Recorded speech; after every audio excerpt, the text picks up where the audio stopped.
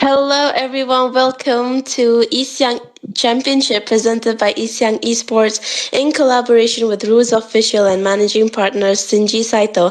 And today is the moment everyone has been waiting for, the grand finals of East Siang Championship, and the two teams that will be competing for the spot is going to be Shadow Esports from the side of blue and Megatron Esports from red side. And I'm going to be Akasta Numi, and on me, but on the Gasa desk is going to be Miko. Hello, Miko. Hello, Novi. Hello, everyone. Oh my God, this is going to be so exciting because everyone already knows these teams. These are two of the very famous top teams in the MOBB India esports scenario.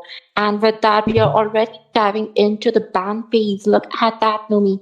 We have a Kalea and a Yushang band coming in already. Fight for the ultimate answer. Yes, that is true. Kalea, a strong band from the side of Shadow Esports. Megatron, they do have a Kalea player. Super M does really play that Kalea really well. And we can see that YZ has also been banned from the side of Megatron Esports. A really strong band coming in from both the teams. Hilda also getting banned from the side of Shadow Esports. Now, Hilda is going to be really, really annoying, especially for the jungler, because Hilda is really good hero for that invade, and Zushin also getting banned from the side of Megatron. That annoying knockup from Zushin is just going to be too much for them.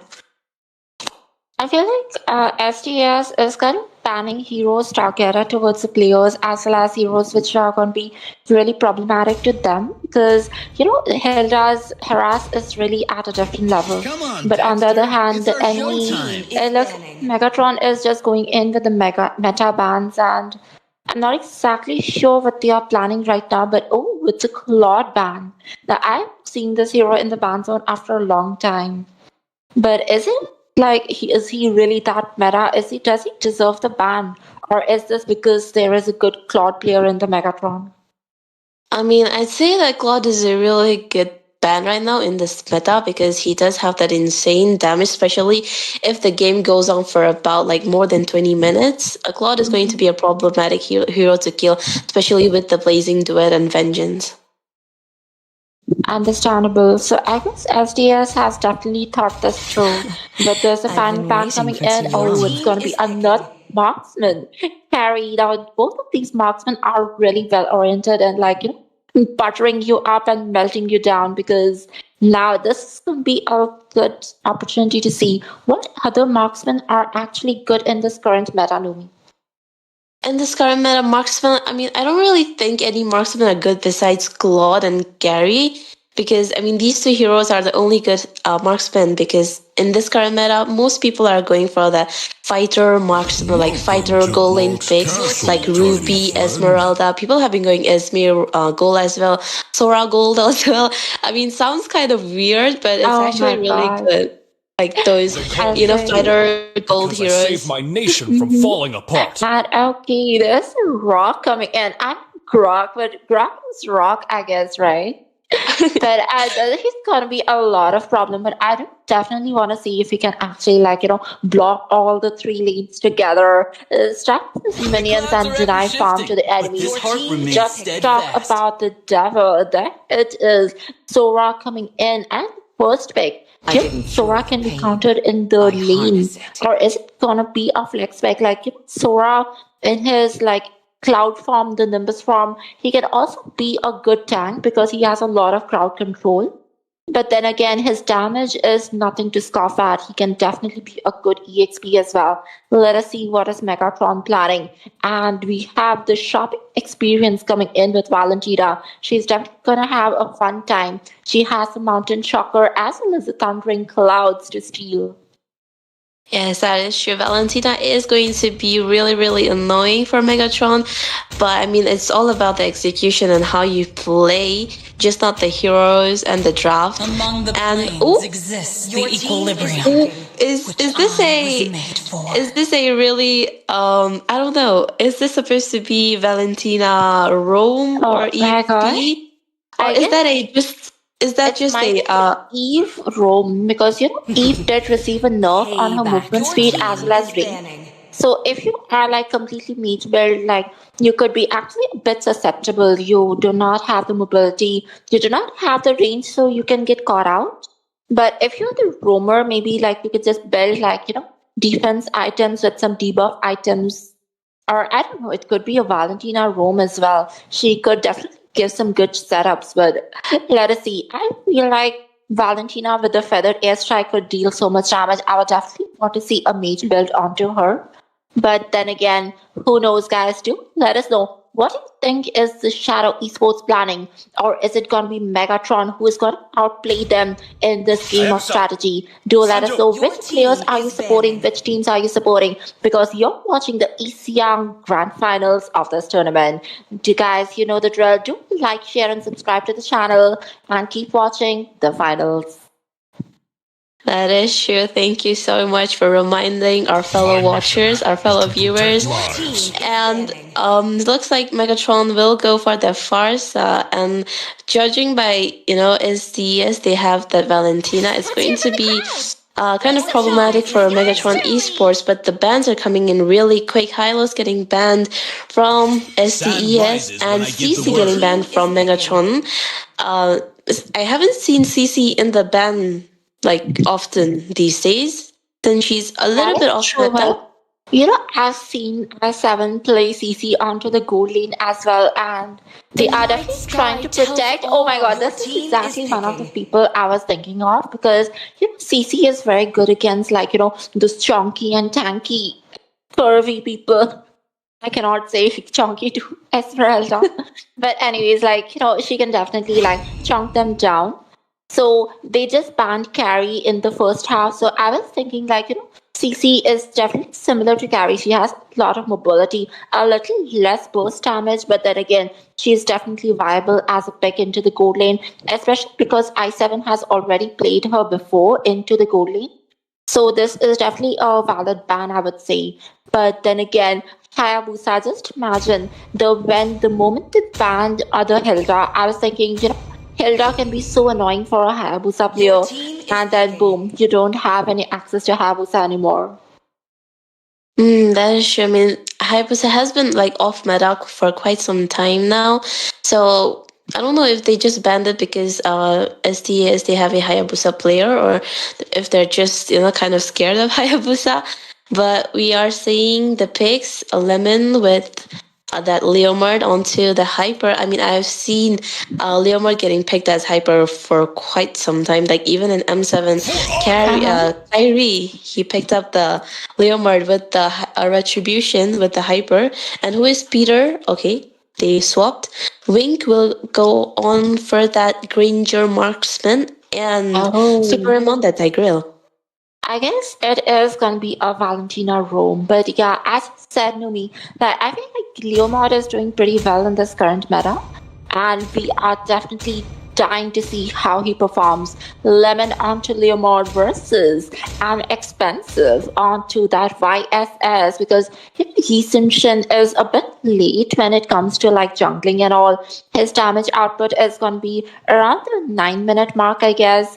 So let's see what happens, guys. Are you all ready? Because we sure are. It's gonna be this Shadow Esports versus Megatron Esports for the grand finale of the Siang tournament series. I'm really, really excited for the match to start. And with that being said, we are on to the land of Dawn. Both teams' drafts are looking pretty solid. And I think default will be going for the Valentina is going on towards the EXP, which pretty surprising. I mean, it's not surprising, but it was unexpected. Valentina will be going for that EXP. Sora onto that goal lane. We are seeing a fighter versus marksman goal lane fight. And Esmeralda will be going for that EXP mid lane already. Okay, Grok used his wall to kind of slow down the minions. Okay, what?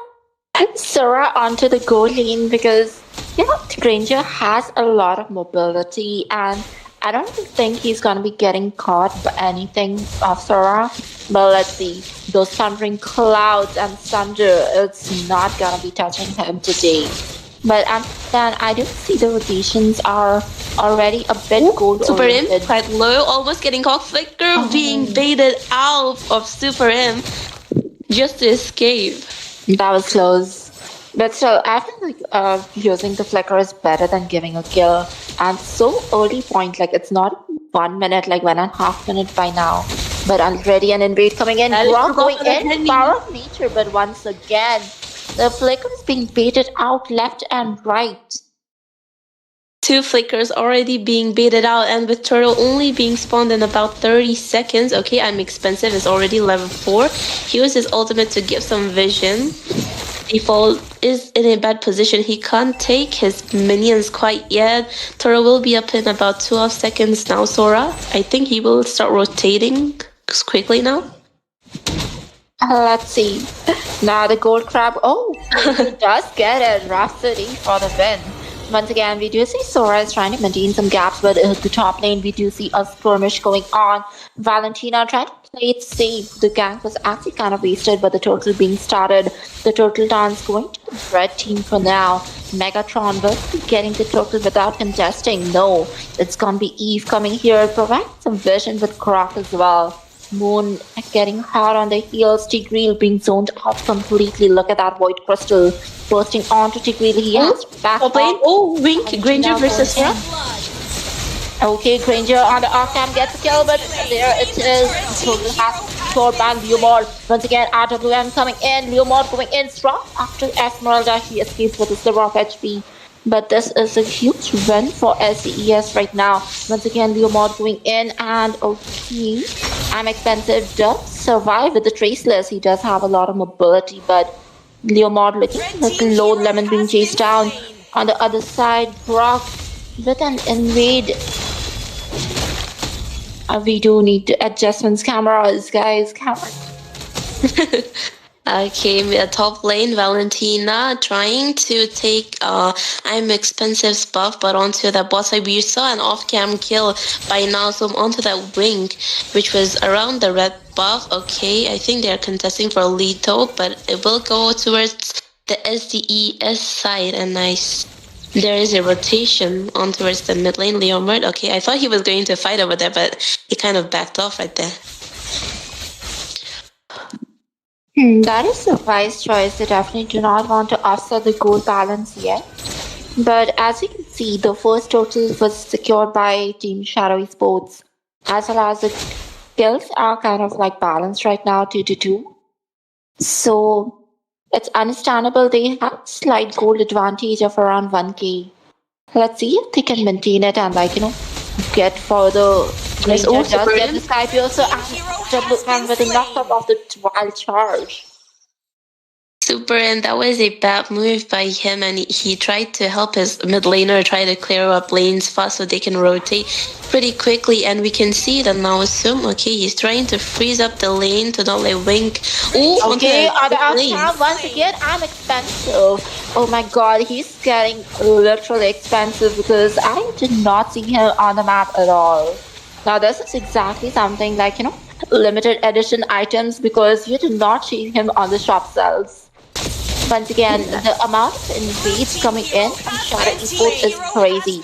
And Sora, on the other hand, just wasted. He did turret oh, implosion coming in to play, but Esmeralda will not be able to deal enough damage. I don't understand, the implosion was so good, but Pasta did not have her ultimate, so it was a little sad. Once again, to go in with the Sakura Hammer, but he will be taken down by Valentina.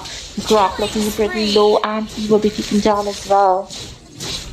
Yes, I mean, they did try their best to take the Lord, but on towards that Super In was quite low and he could not escape. Default got him off guard, and that was, I mean, although Megatron got that second turtle, but SDS they got the better trade. I mean, 3 for 2. 3 for 2. That is not a really good trade for Megatron. But just the fact that they got the total is why they are hanging in, because they still have the goal lead stalemate there. Oh, once again getting caught up. That's looking pretty sad and it's a shutdown. He's only one who had kills. Come on. Like a shutdown at this point is definitely not a good thing for Metatron. Megatron esports, that is true. And on towards the mid lane, there was something happening. They were looking for a fight, but then they decided to back off. And that first tier turret from the side of Megatron on towards that bot lane has already been down. And Sora taking advantage of it took the first tier turret from the top lane. And the turret will be up in about 35 seconds. Okay, everyone has been gathered towards the mid lane. Feathered airstrike being used. Lemon using his ultimate to disrupt Godfather Henny's ultimate. Now, that is very understandable, but I feel like you could easily disrupt Farsa's skills by Grok because he does have a bit of displacement onto his second wall as well. Once again, Grok looking a little out of position, a lot of damage being taken in by him. He has to retreat, the total is here, but looks like he is not in the mood to retreat. Okay, Sora getting a bit onto Valentina. Valentina does steal his ultimate. You onto the total, but will she be able to secure it? No, it's gonna be an expensive getting the total. Going to get kill as well, but once again, Valentina. Okay, it's a double kill. That's a really bad trade-off. A 4-for-1 trade. A 4-for-1 trade just for the turtle. That's a really bad trade from the side of Megatron, and they will be marching in onto us the mid lane, trying to push Default Lemon and Wink only focused on pushing. I don't think they will be able to. Okay, they were able to defend that mid lane second tier turret. And if we can see the build, Zenny has already gotten his Enchanted Tailspin as well as that Oracle to provide some extra sustain. And I'm expensive with only Hunter Strike, and I think that is going to be the Endless Battle on the way. Moon in position, giving good vision. Yeah, like in Farsa though, like the rapid boots for the lightning function. Farsa is really good when it comes to rotations and all, but I don't think they can do anything. The map control is completely with SDES right now. So let's see what can Prawn do right now at this point. Valentina going in with a completely defensive build. Like completely understandable. Tigreal and Farsa combo is such a basic combo, like a little bit too obvious, good damage, but right now they are not really able to execute even one bit of it. That is true. I mean, from the side of Megatron, they have that implosion, and since SDS they have Valentina, she just has to go with that tanky builds for that implosion to actually work out, and her not dying mid fight, because if she dies mid fight, it's going to be really problematic. But on towards that bot lane, they're being beaten. Yeah, the flickers are being used so much. I'm like, bro, don't the flickers even have a cooldown once again for that airstrike used for zoning? Like, I think a lot of skills are being wasted, guys, but don't worry because your time is not being wasted. I do see a lot of people are here just for the giveaways, and yes, that is right. We are gonna be having a lot of giveaways, and these giveaways are yours to be taken. And how to win it? Well, it's pretty easy. All you have to do is stay stream, stay active, and keep commenting because the top 2 in the list of the top fans with the top EXP on the chatting comment section are gonna be the winners of the giveaways for today. Until then, on the stream, we do see a killing spree coming in. Nomi, what is going on? I mean, Godfather Henny, since his flicker was already baited out, he could not escape from default. And I think the Lord is already up, and since Godfather Henny is still not here, Zenny, okay, now some going in. Who is Peter getting caught off guard, and he is quite low now. He's getting kill, and flicker being used in order to get, but oh my goodness, getting out by Granger. Zenny quite low. I think Sora is trying to dive in too deep and get the kill every time, and even when he uses his flicker, he's just unfortunate. Like last time the turret got him, this time Granger, like all the flickers, like At this point, this game doesn't even need flickers because flickers are just being wasted and baited out left and right. Once again, the Lord is already here. It's just 11 minutes on to the game. Implosion being used, but Super M being deleted. Ranger having a lot of damage. A double kill coming in. Skyscraper looking so good. Rush shut down. Another double kill coming in from I'm expensive, but he will be taken down as well. Look at that. A lot of kills coming in left and right. Once again, Oh my goodness. WM touching the shield, but the shield is not going to be enough when the thundering clouds are raining down. And the Lord will be on towards the side of Megatron. Lemon going in with his ultimate. Now Zoom. Okay, Lemon getting caught off guard. Okay, a feather airstrike. 1v1 against Lemon. Okay, now Zoom is quite low, but Lemon will not be able to take down now Zoom. And the recall spam. Oh my goodness. The taunt coming in from Lemon. I can't help it. Like, they are getting kind of confident, but do you think that is gonna be a bad thing? Look at that in the mid lane. Oh, Lemon is pretty low, but he's surviving once again. Now that is good. Oh, but Zenny? once again, okay, Lemon will be down. That's too low. And actually losing the Lord. Now this is definitely not good. Now, these are throwing the game 101, guys. If you want to learn how to throw a game, this is the best advice I can give you. Follow them. But on a serious note, do you think this is actually a throw? Because I think it's still defendable. Is there a comeback again? Which team is it gonna be? 7-14. Look at that. Farsa once again with a feather strike used in as a zoning. Like I'm pretty Farsa's feather strike can be easily disrupted by Moon, but I'm not seeing that right now. I think Moon is just looking for the right time to engage as well. We can see the teams are already in position. Good vision coming in from Super Imp as well as Naosum.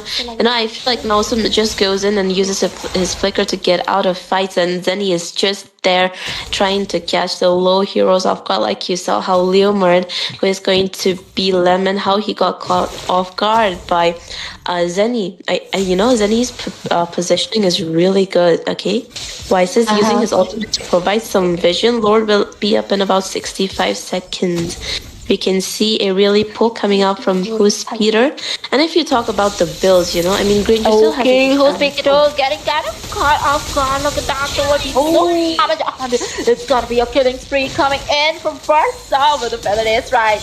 Moon looking pretty low as well. Leomord coming in. I'm excited. Barfield, but look at that. Diablo Rider getting a lot of damage. Granger coming in. It's a shutdown. It's a triple kill.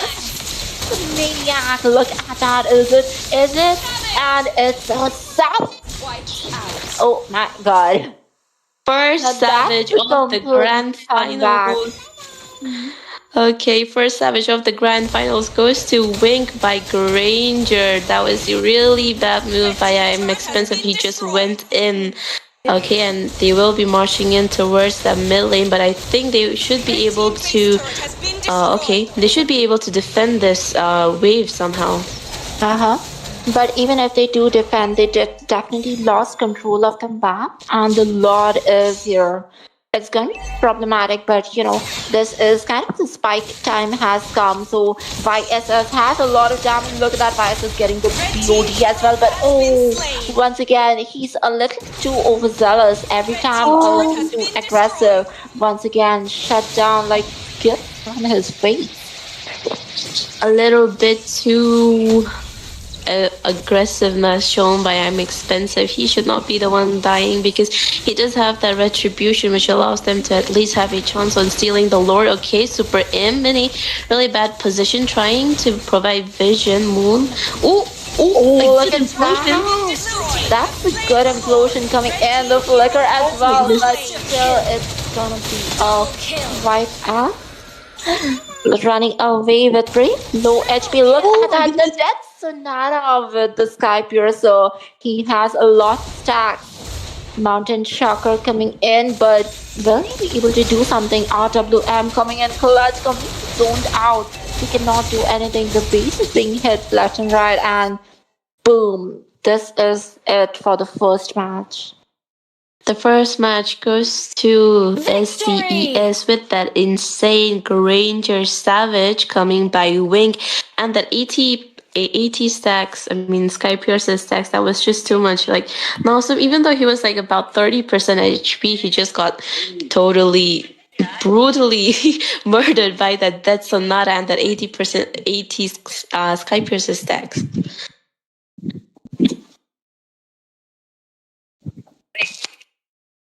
Yep. And with this, guys, we do have the first winner, but this is a big series, guys. This is a BO7 and it's the grand finale of East Young Cup. So do stay tuned and we will be right back with the next series after a short break.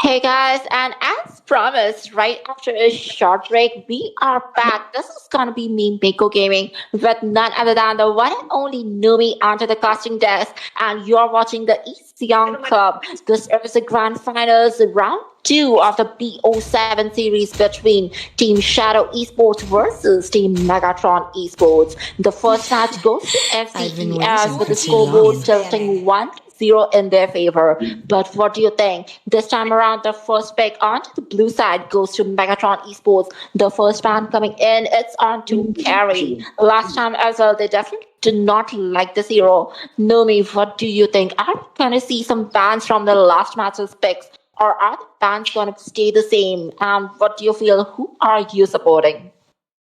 Honestly, I'm not gonna be biased or anything. So I mean, both the teams they are really good known. Megatron Esports, we've seen few players in other teams as well. STES, we have seen who's Peter for the playing in some ultimate other answers, team under another team as well. So I'm not gonna be favoring towards any teams. Both the teams are really good, and the bands coming in. Okay, we can see the similar bands coming in from both the teams. Carry was banned from the side of Megatron in last match, and Hilda also getting banned from SDES on towards the last match. Both of these heroes, like we mentioned, on towards the last match, it's really good on towards this meta, especially Hilda for that invade. If you really want to go like aggressive, show aggressiveness early on, that Hilda must be banned. I think Hilda and Eve together are such a deadly combo, but then again, Hilda definitely takes a cake because she's a little bit deadlier than Eve. But oh, look at that. This is a repeat telecast from the last time because Kalea has been added to the ban zone as well.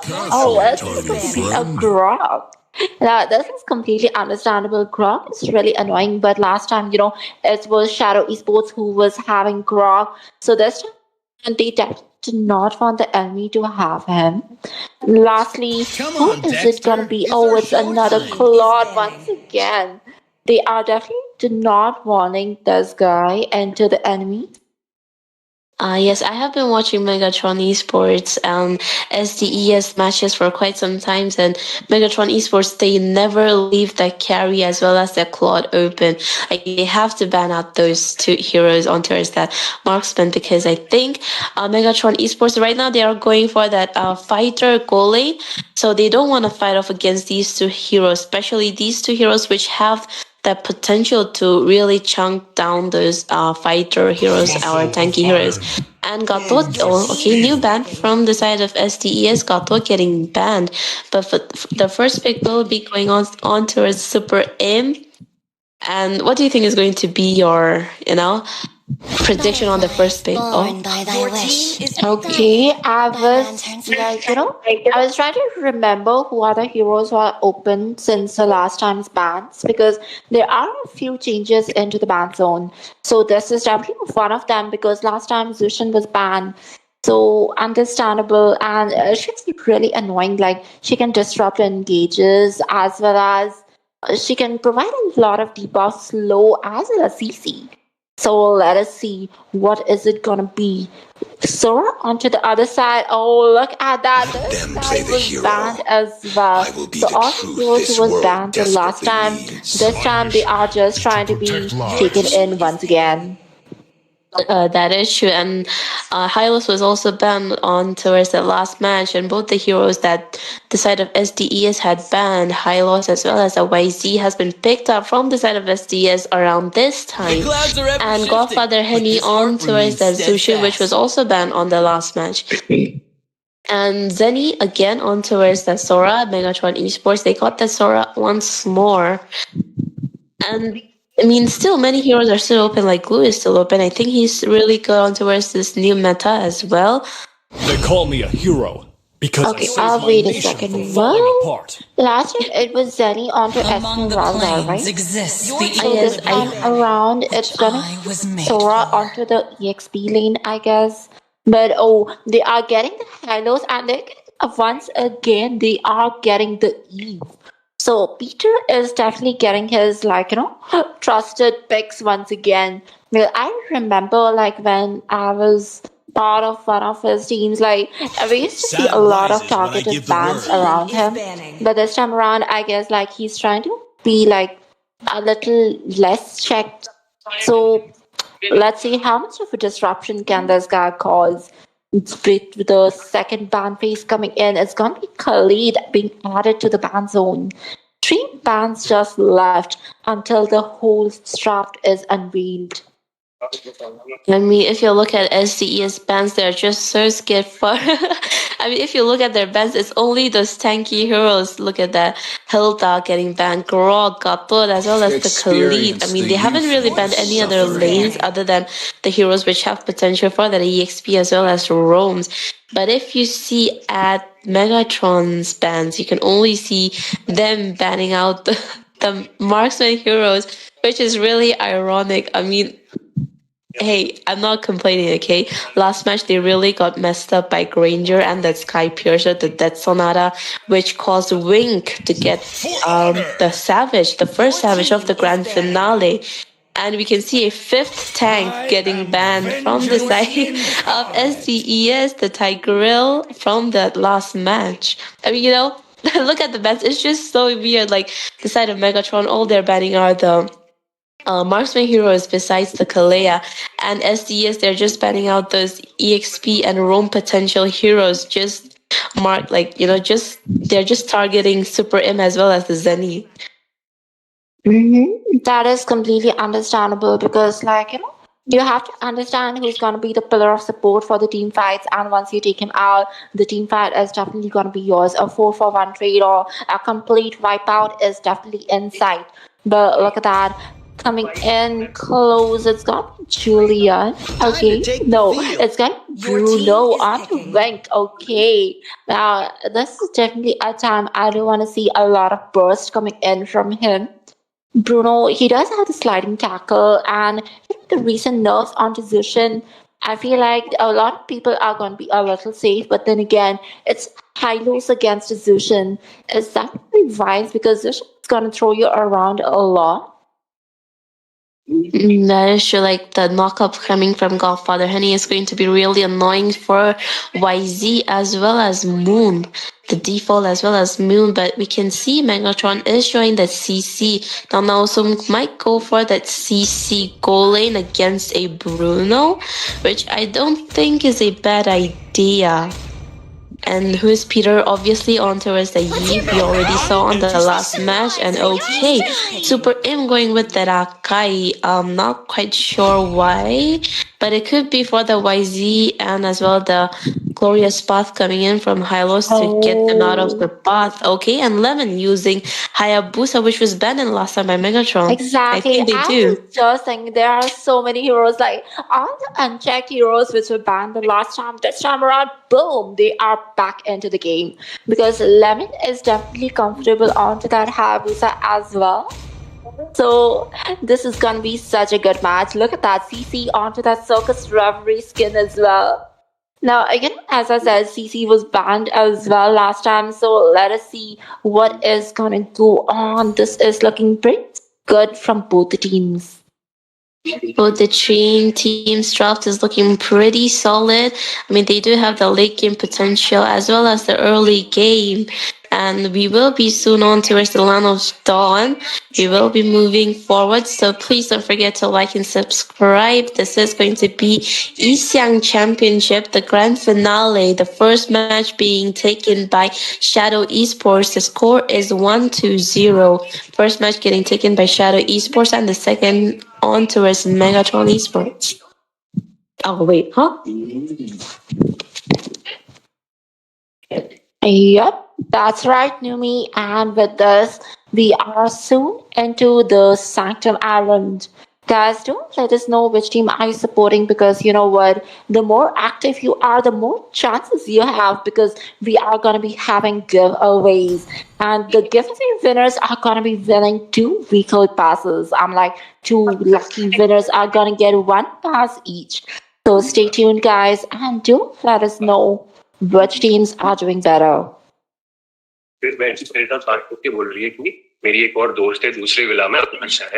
No, the match hasn't really started quite yet, but let me ask you, which team's draft is the most solid to you? Like, which team do you think might have the early game on their hands and the map control? I would definitely say SDES is the one, because, Eve is really strong in the early, and she has a lot of like map control, especially with the RWM in between a team fight. She gets a towering position to control the area. As well as Habusa, just at level 4, he can just go out and like take out people, pick off people. So if you're in a bad position, you will be caught off guard very bad. At the same time, YSS is a little late comparatively. He needs a spike before he can actually join in the team fight. So let us see. But then again, if they play safe, then maybe are we live?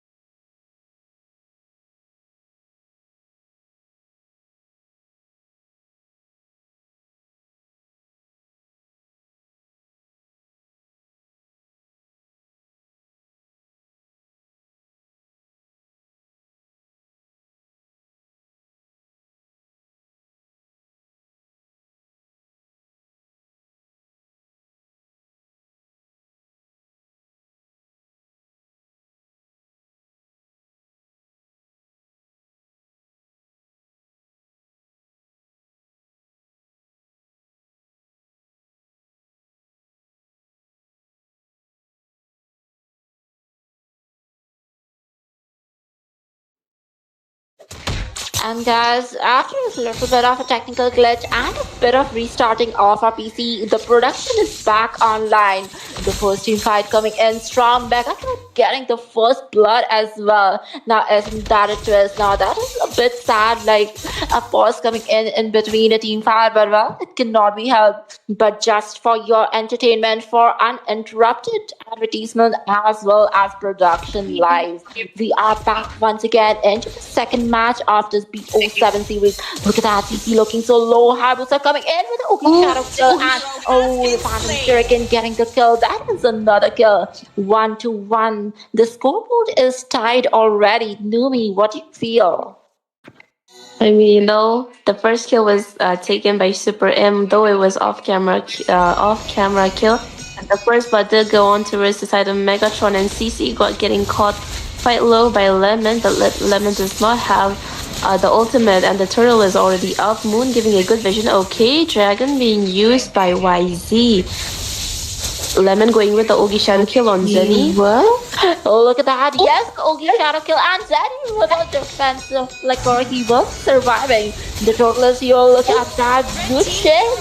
Coming in clutch. I'm expensive getting the kill. Once again, it's a double kill. Oh, damn.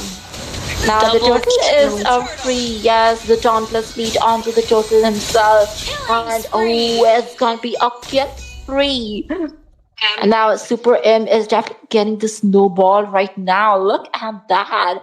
Moon Super okay. That is kind of like sad because I did see that, Hilux against Azushin is gonna be problematic. Not only the first blood, Moon is going on 0-2-0. Let us see what's gonna happen once again. Godfather's getting caught in a bit of a precarious position, but once again, the flicker, a defensive flicker, and Ogi Shadow kill was counteracted. As this match, you can see a lot of flicker, and Lemon might not be able to get those kills with the Phantom Blade with his ultimate. And on towards the top lane, we can already see Super M in position, but Moon is there to give vision to his goal lane. And, as we mentioned, Zushin is going to be really quite problematic for Moon as well, default, because they're both the front laners, and the constant lockup from Godfather Hemi is going to be quite heavy on them. But on towards the top lane now is Moon quite low, but he will be able to escape. Super M giving a good push. Oh, okay. I don't understand. Sora players are a little overzealous these days because last time on to now some as well. Sora is so aggressive. He's trying to get the kills, but then again ends up getting killed. Vengeance has been beaten out by the Open Shadow kill. Look at that heavy spin coming out. Left Lemon has been taken out. This time I'm expensive, getting a lot of extra gold. He's definitely snowballing right off the bat. It's 4-0-1 for him. 4-0-1, and the turtle is already up. Lemon quite behind on the farm.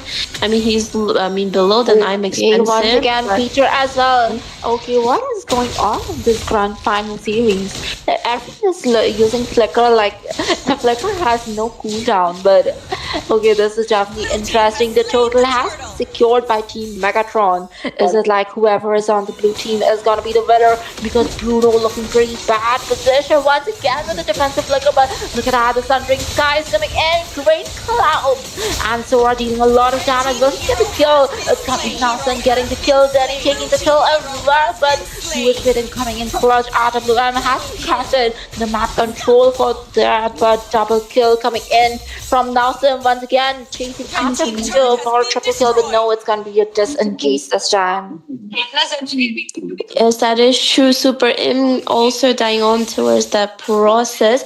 Okay, I'm expensive, trying to slow down Lemon's farm by taking the red buff.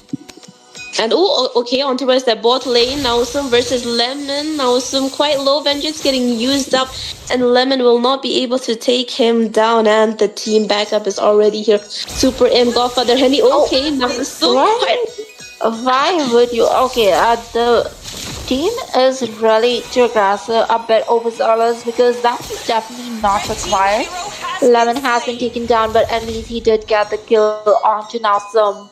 Once again, after chasing Kylos, that is a lot of annoyance. Zushin definitely deserves a ban zone. Yes, that is true. And Sky Piercer getting prioritized by I am expensive.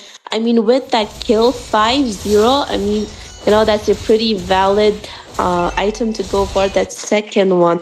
And the turtle will be up in about 20 seconds. Sora trying to cut the lane so that he can rotate fast. Super M giving vision on towards that purple buff.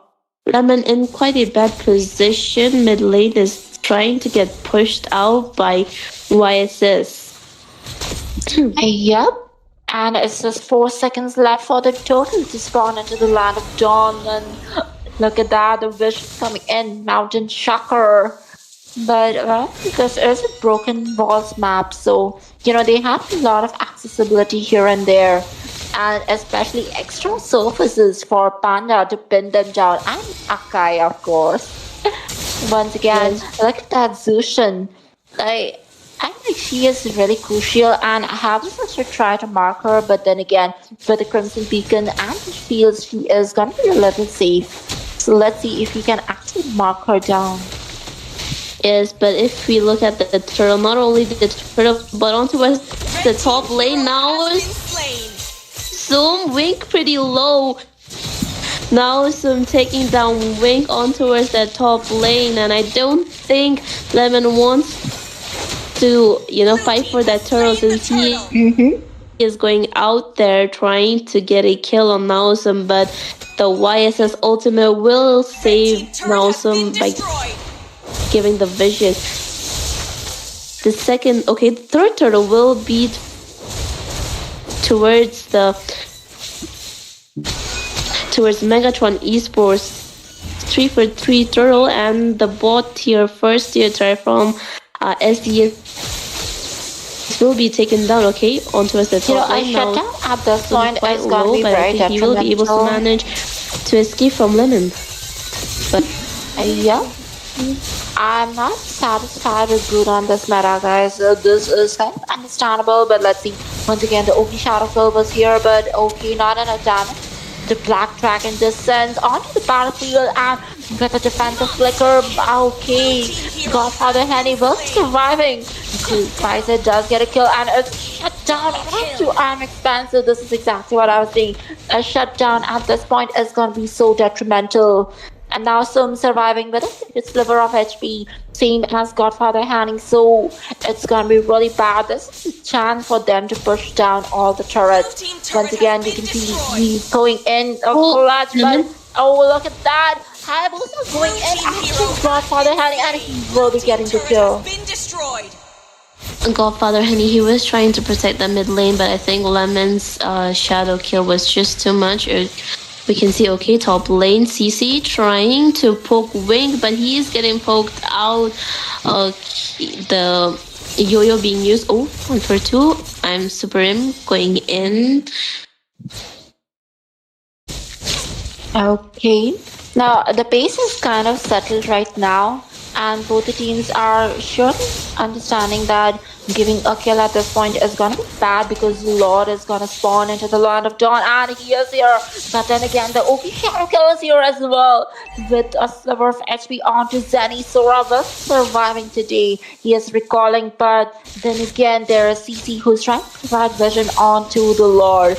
Halos onto CC. Bruno trying to come out for a follow up, but then again, it is what it is, guys. Once again, both the teams are trying to contest for the common neutral objective. Let us see who is the one who will be getting this down for the count.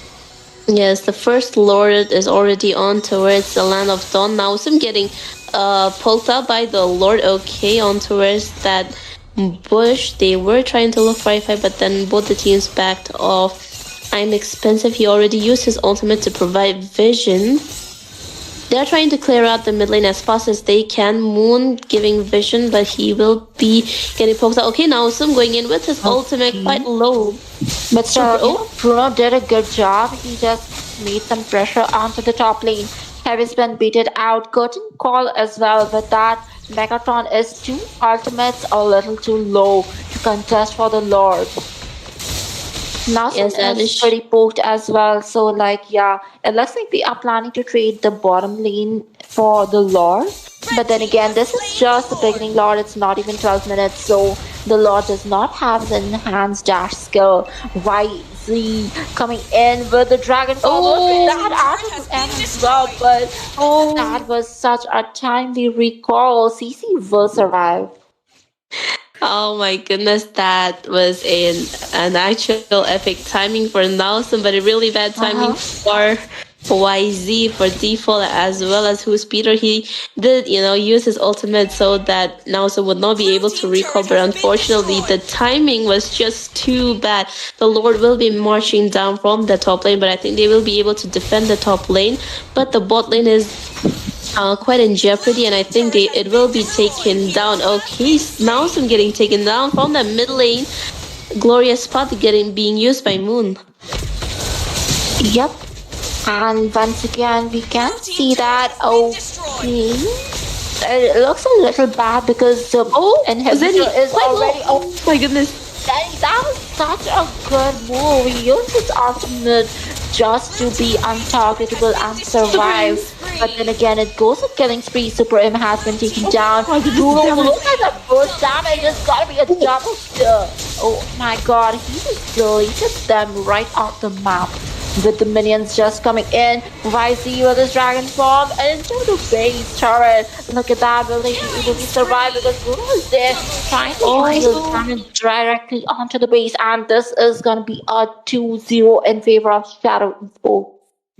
The damage from Victory. Bruno, I think they let Bruno off too much, trying for him to solo push, getting those, turret gold as well as the minion gold all by himself. Costed them a bit too much the late game. I mean, Godfather Henny and Zenny, they just both got deleted off the map because of the damage that came from Wink.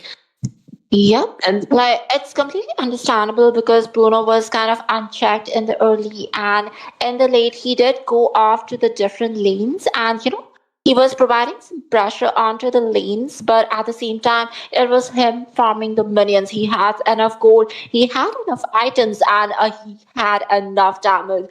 And well, the scores speak for themselves. He has just 2 kills, guys, and those 2 kills are the only kills he had at the last. So he was at the back lane, he was playing safe. But then again, that was detrimental for the wins as well. Hayabusa did well. I feel a little bad that he got a silver, but this is it, guys. It was just the second round of the BO7 series, and we have SDES for the staggering lineup. They are at an advantage with 2-0 lead. But do let us know what you think is gonna happen. Is there gonna be a comeback? Is Lafukabi if Megatron uh, gonna do better than this? I am so sorry. But yeah, do let us know and we'll be right back after a short break. Okay, doing.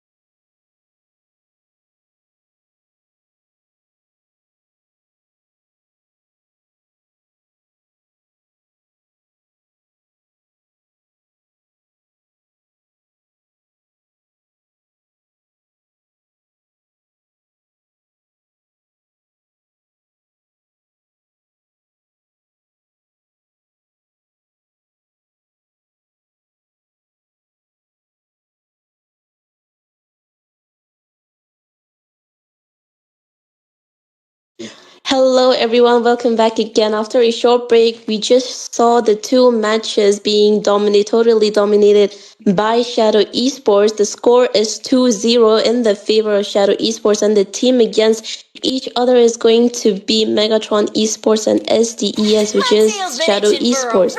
Megatron being on the blue side and SDS Shadow Esports being on the red side. I am going to be a Kastanumi, and joining me on the third match is going to be Asuya. So, Asuya, on the first match, Wink, who is going to be the goal lane for this side of SDS, she actually got a savage with that Granger. And on towards the second match, the Bruno damage from Wink was absolutely dominating a Megatron. But what do we see on towards the third match is going to be really exciting because the bans are really getting quick. So, Asuya, what would you like to say about the bans right now? Pretty similar bands. Most of them focus towards the EXP because Among the first planes we do not really exists the need that Yu equilibrium, Zhong on which default I was because I did made see for. him on the semifinals. Absolutely to be dealt with. He's a demon on that Yu Zhong. Plus that hero is just that, annoying. You must just ban him away. But yeah, all six heroes are opened up a lot of crowd control and early game harassment heroes banned up from both teams. So maybe they're just looking for, safety for some early game invades. Yes, and in the first two matches, SDES, they actually got the Eve and got totally dominated in all those map controls because Eve was a quite annoying hero for Megatron to face against. But this time around, they banned out the YZ, which was picked up onto it that second match, and Eve, which has been being picked up since the first and the second match. So this time, Megatron Esports, they are quite a bit more thoughtful on what they banned, judging by the first two matches. And Zushin was picked onto as the second match, which was also pretty annoying because the Megatron got Zushin and it was completely getting dominated. Like the knockup coming from Zushin constantly was really hurtful for Shadow Esports. But we are moving on towards the pick phase. Now soon getting that Claude for early on. Last two matches, Claude and Carry was being banned from Megatron quite early. Well, understandable because Lord is just that good right now with that fighter emblem and the amount of blinks. A lot of mobility onto this hero and that buff onto the DHS just syncs way too well with him and Dexter. So, yeah, pretty good pick. I would say only Clint is someone who can actually win against him in the early. I mean, a bit of harassment. But then again, late game Claude is a monster, especially with that Winter Crown. And Moon being high loss against a Claude. Then again, me, it just reminds me of those early days when Kimmy was buffed so bad. And then there was this Kimmy and Hylos combo just sweeping up all the games. Maybe Shadow Esports just going in for that same combo right now because Kimmy's really strong in the mid and she can zone away most of the mages. And I would say Farsa is a pretty good answer to that because Zushin is someone who can actually bully out Kimmy the same way she bullies the mid laner, but then the clear coming in from Farsa can actually outmaneuver that Kimmy's but this heart remains steadfast. That is true. Both mid lanes, they do have a really fast lane clearing, and okay. Default picking up that Sora last two matches. Megatron Esports, they had the Sora, but this time around they don't really want the Sora, and they went for the Baxia on towards that jungle lane. And the bans are coming in really quick from both the teams. Shadow Esports banning out that Valentina. And okay, Megatron Esports banning out the carry, a really smart ban coming in from Megatron. And as you mentioned, the Hylos and Kimi combo, it was pretty around the tournament for quite a while. But since Kimi has been a bit nerfed and even Hylos, it wasn't really around much. But this time, Peter and Moon, they might be showing us some old combos, the nostalgia, bringing on to it that the new meta right now. And Lapu Lapu. Okay, Lapu Lapu getting banned from Shadow Esports and Lancelot also getting banned from the side of Megatron Esports. Now, Lapu Lapu and Lancelot, they are really new bans in the grand finale. right now. Yep. Not the only one. And I would say that Lance ban was kind of uncalled for because the amount of tanks they have right now, Team Shadow, and with the Kimi in the mid lane, like she's one of those mid laners who really needs a front line in front of her.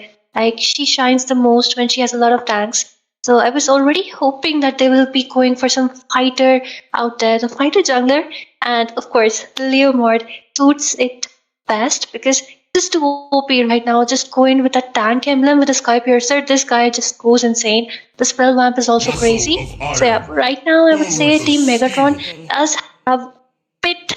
They will be facing a lot of issues, although they do have a strong early. But then they really need to play around the Lord and make gets farmed up as soon as possible with the Holy Trinity. Because melting down the amount of tanks they have right now, I mean, are they really not even going in marksman? That is like gold to me. A really unexpected pick from the side of Shadow Esports. They might be onto something with this draw. Oh, okay, never mind. Wink will be going on with that Sora on towards the goal lane. I have seen Sora going on the goal lane for quite some time now since Fighter Gold is really on this meta right now. But I'm not really quite sure against Claude. Sora against Claude doesn't quite sit right with the meme, but both the teams, they really have a strong composition. Both the teams, they have that early as well as the late game damage. From Megatron, they have Farsa for that early damage and Claw for the late game damage. And from the side of SDES, they have Leomar for that early and Kimmy, both early mid to late game heroes. But we are on to the land of Dawn. Welcome to Siang Esports once more. The teams will be facing up against is going to be Megatron on the blue side and Shadow Esports on towards the red side. Now the score is 2-0 in the favor of Shadow Esports, and I'm going to be Numi casting alongside Asuya. Thank you for that introduction. And with this, I would like to say that even though Team Megatron do have they have Claude for the late, and their early is pretty strong enough. But meanwhile, Team Shadow Esports, maybe they're looking for a really fast end to the game. Because even though they have the Leo mode for the late game, the amount of crowd control and sustain onto the hands is crazy right now with a Kimi. The only reliance they have, like all their hopes are pinned up onto that Kimi. And if the enemy goes in for that Radiant along with the Blade Armor, say that damage will kind of fall down. So actually, it depends on how the execution goes, how the ult from the Kimi and that follow-up coming in from Terizla, as well as the Leo mode can actually give them the kills. So I would say a high risk, high reward kind of comp coming in from the side of Team Shadow Esports. Yes, that is true. Okay, a pretty basic rotation coming in from both the teams.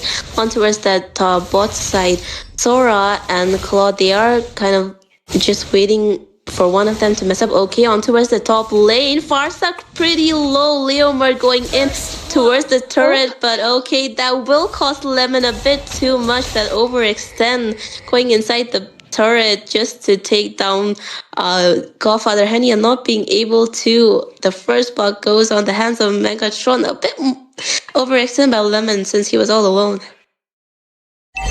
Definitely way too aggressive right before the first turtle. I would say the first turtle is Kimi almost getting shot down right there with an airstrike here, securing that kill onto Kimi, and with this moon, the next to be bullied.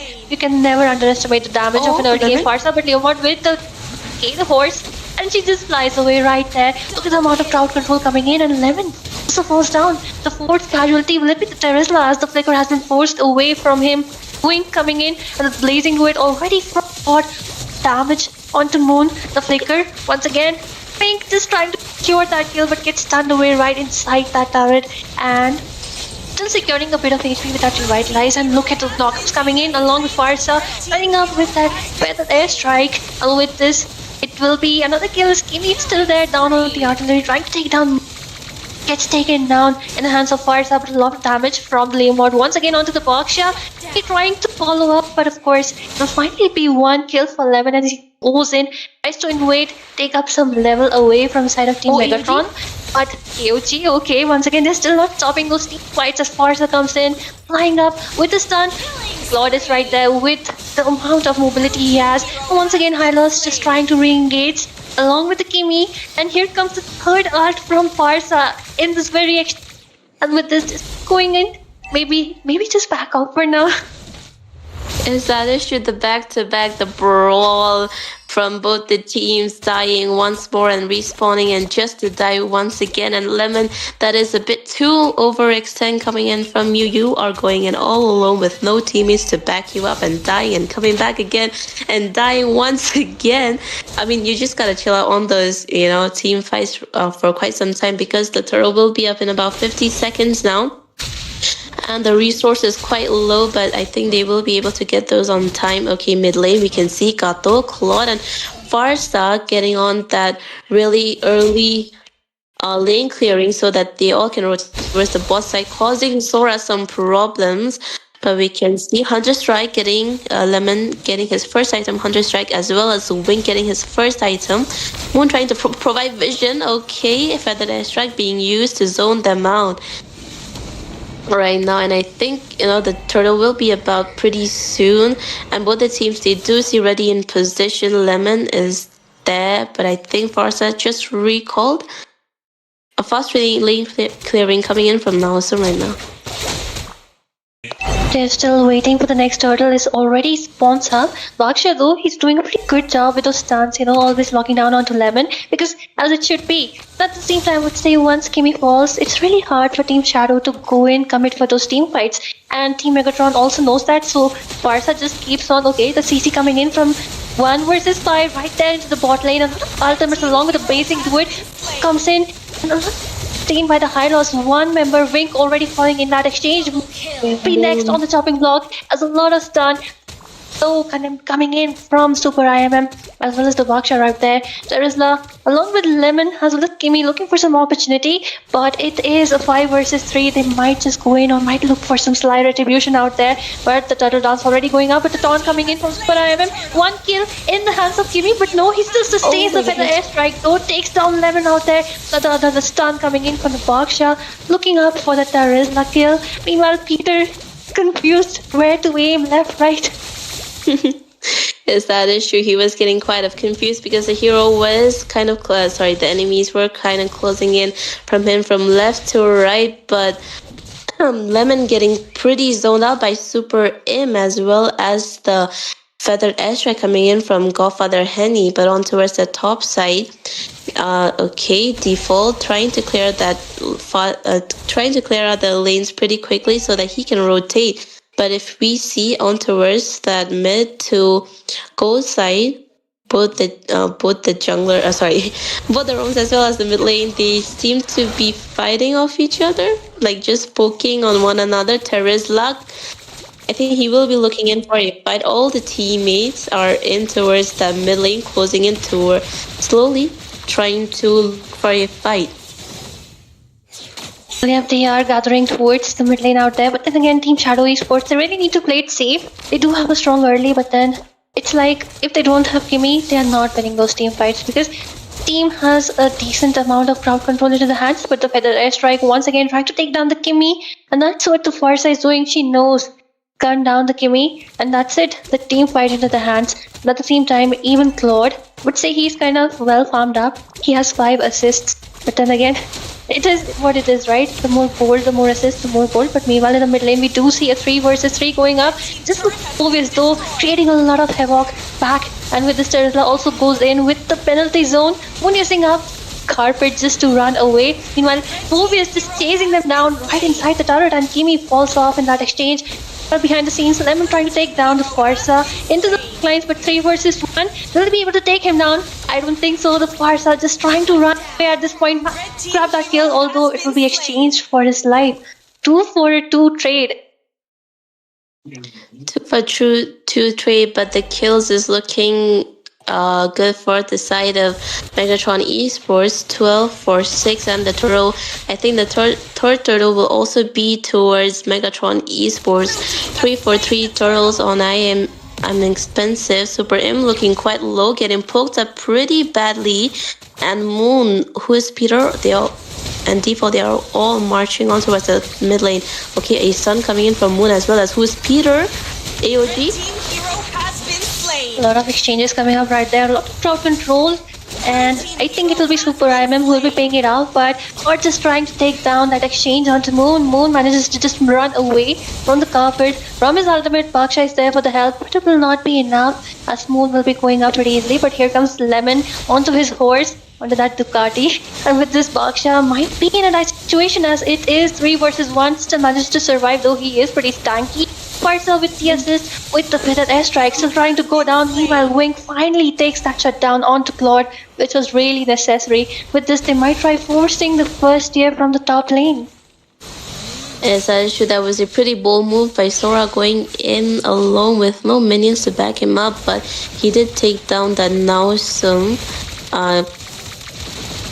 He did take down the Nausum, which is going to be pretty helpful for the side of Team SDS. But if you look on towards the mid lane, Super M looking pretty in a bad position, but he will be able to escape for now. The Lord will be up in about 40 seconds.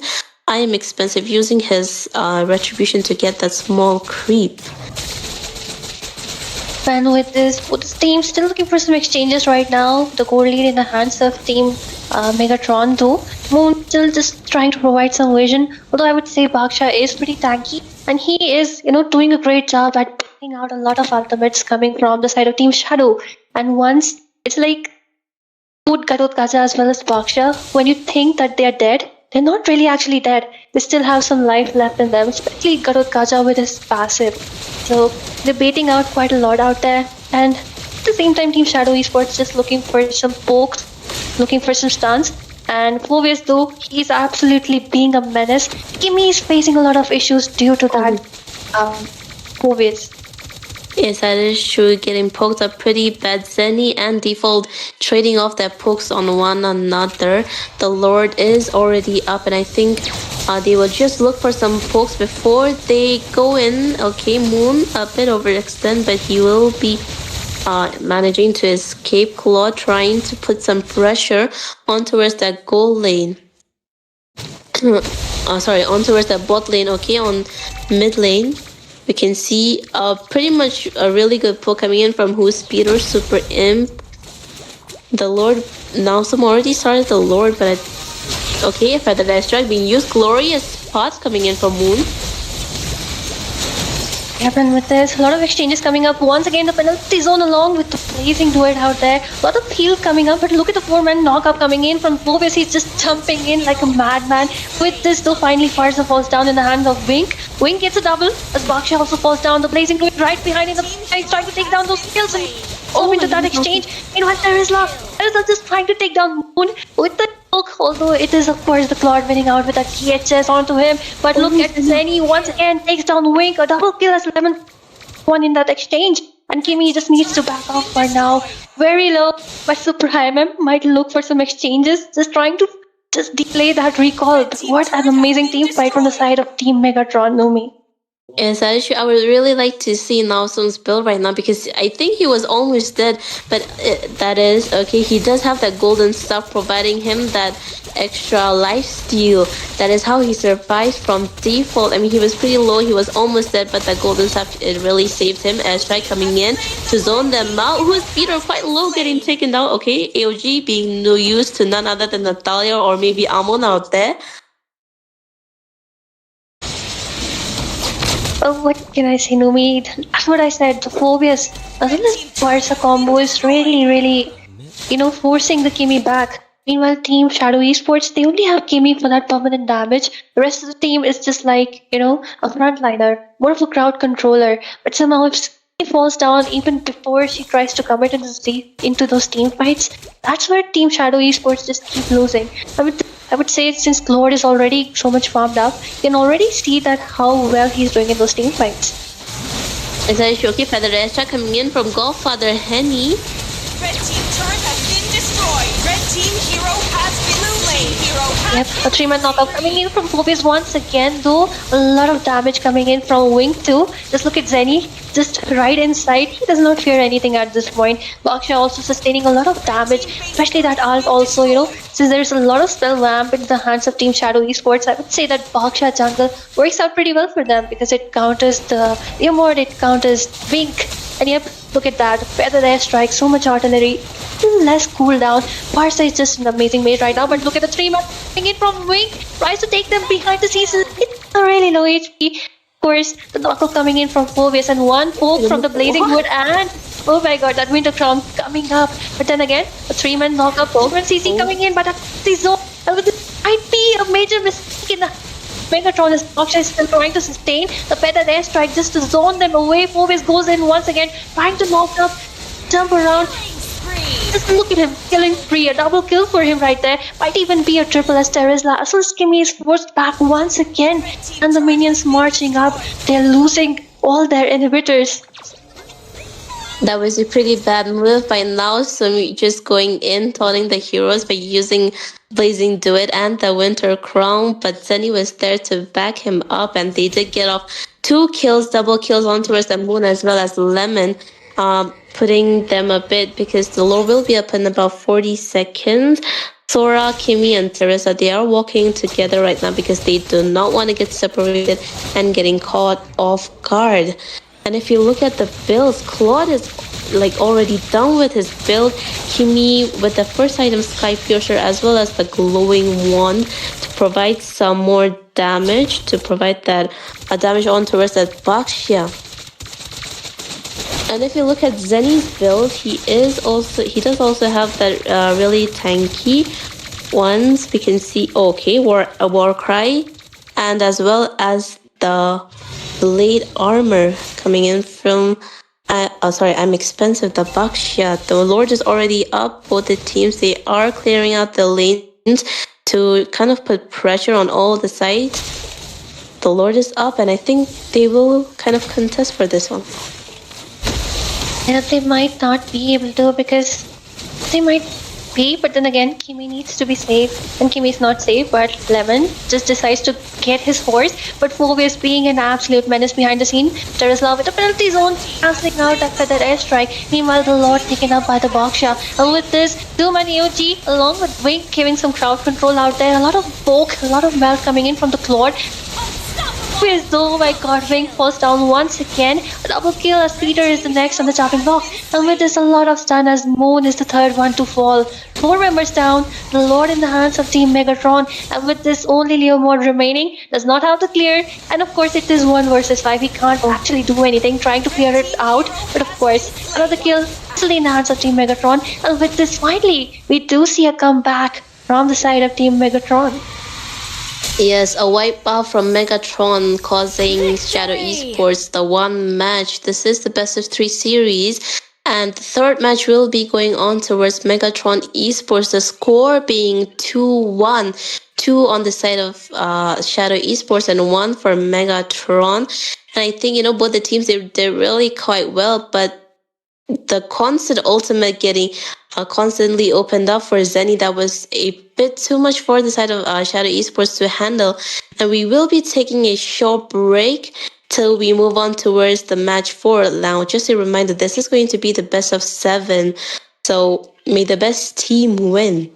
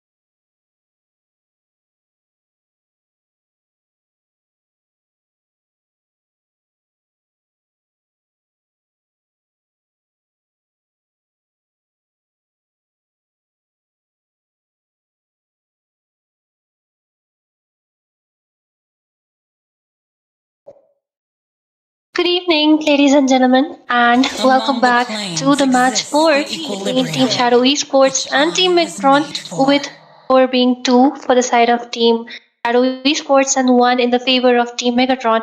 And we did see a pretty good match in the previous game. I would say the lack of marksman and too much reliance on the gimme pick from the side of Team Shadow Esports is what led them to lose the previous match.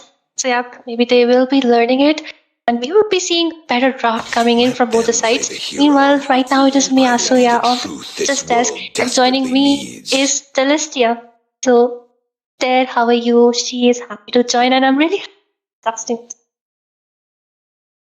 Hello, Asiya. I'm also really glad to cast with you today into this grand finals, and I guess this match will be really exciting because what I just heard is that Team Shadow Esports, they have the 2 points onto their pockets, and the Team Megatron with the 1. And coming with that comeback, I just saw right now into the third match, we're gonna see more interesting match into this fourth set.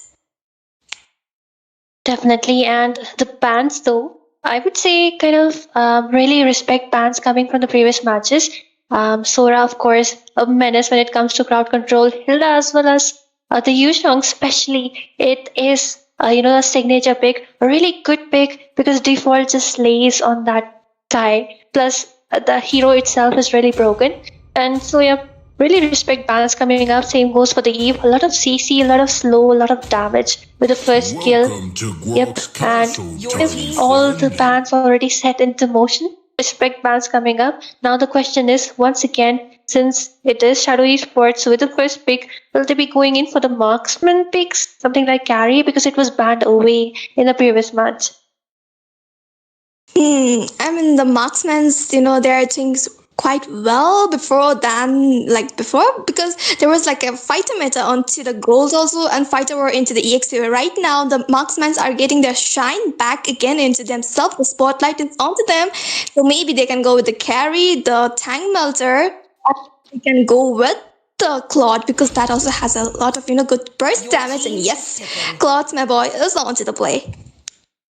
In the previous match, it was Team Megatron. They had the first pick and they just picked up this Claude. Well, of course, why not? He's back into the meta with that fighter emblem, and the buff onto the DHS just makes him broken. That mobility really can't catch him.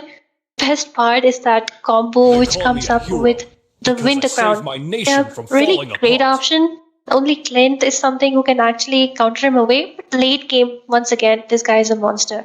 But with this, Team Megatron going in for the Farsa as well as the YSS. You know why the Farsa? Previous match, this mage did really the job for them. I mean, I am expensive and the Godfather Handy. This is love to play this hero. The Farsha, he's really good with his positioning into the team fights, as well the burst damage. If the Farsa gets the early spike onto her, like she has the zoning out, she has the damage, she has that range, and it's really good. As well, the I'm expensive with the YSS onto the play, it's gonna be interesting. But right now, the Moon is picking up the Gatakachi onto their own position, so we're gonna see a lot of AOGs coming in, and the Gatakachi's AOG, if it's hit onto the right position and have a good damage dealer, it's gonna cost a lot. Well, let's see who is Peter, which mage he will be picking up. But no, but we are seeing the EXP pick right now, that will be the Lapu Lapu. But still, the Esmeralda is open. The team Megatron, they can go with the Esmeralda, the counter is open, or either they're gonna go with a different EXP. The night sky tells all. Just like you said, it is the Esma they pick up on. And I was really thinking, since there is a lot of tank in the hands of Team SDS, they might go in for a carry ban because she's the next good marksman onto that fighter emblem. And then again, they just go in for that Esma pick. So right now, really strong comps coming in from both the sides. I would say that Karotkacha is kind of a response to cancel out the ult which will be coming in from the Farsa. Meanwhile, Selena being banned away. Really surprising. What do you think about this? Let's hear from the crowd. That's true. Like Solid is good, but right now she's not not quite into meta, but still her, the abyssal arrows and the abyssal demons that, flying over the map, that can cause a little bit of problem because that can show up your position. Where are you when you're into the bush? Right now, we are seeing a good hero ban coming up. That will be the CC because she has a really good damage, the crowd control coming for ultimate. And it is like the CC is really, good against the stanky heroes. So right now they're banning out, and we can see a very amazing, the Lancelot getting panned out, the mobility he has onto himself. I guess the team Shadow Esports, they don't want this here because there is a YSS, and if the YSS is there, and there's a high chance there will be a Lancelot because his mobility to go onto the backliners. But with that, there are Specman coming up, that will be the carry. They already have the really good frontliners, so they don't want this, the tank melter over there. But again, we are seeing a Bashia pick coming up. Either they're gonna go with the Bashia or something else. Well, they did play the Baksha as well as the Farsa combo in the previous match, and it worked out wonders for them because Baksha is just so tanky. The ultimate is really good, but it is Minotaur. Another great pick coming up, a lot of CC, and towards the late game, this guy is just immortal. Say this combo of Esmeralda as well as the Minotaur works out really well because the heal will be really insane towards the late game. So maybe Team Shadow Esports really need to look for some crowd control mage. Since Lucian has been banned away, maybe a lead can work. Okay, it is Nox works out pretty well, of course, because they really needed some tank melter in the front line. Really hoping to see that Baksha just because of the ultimate anti-heal he will provide. But this is the final pick, being the Thamus, the drafts really set in motion. So what do you think about the drafts?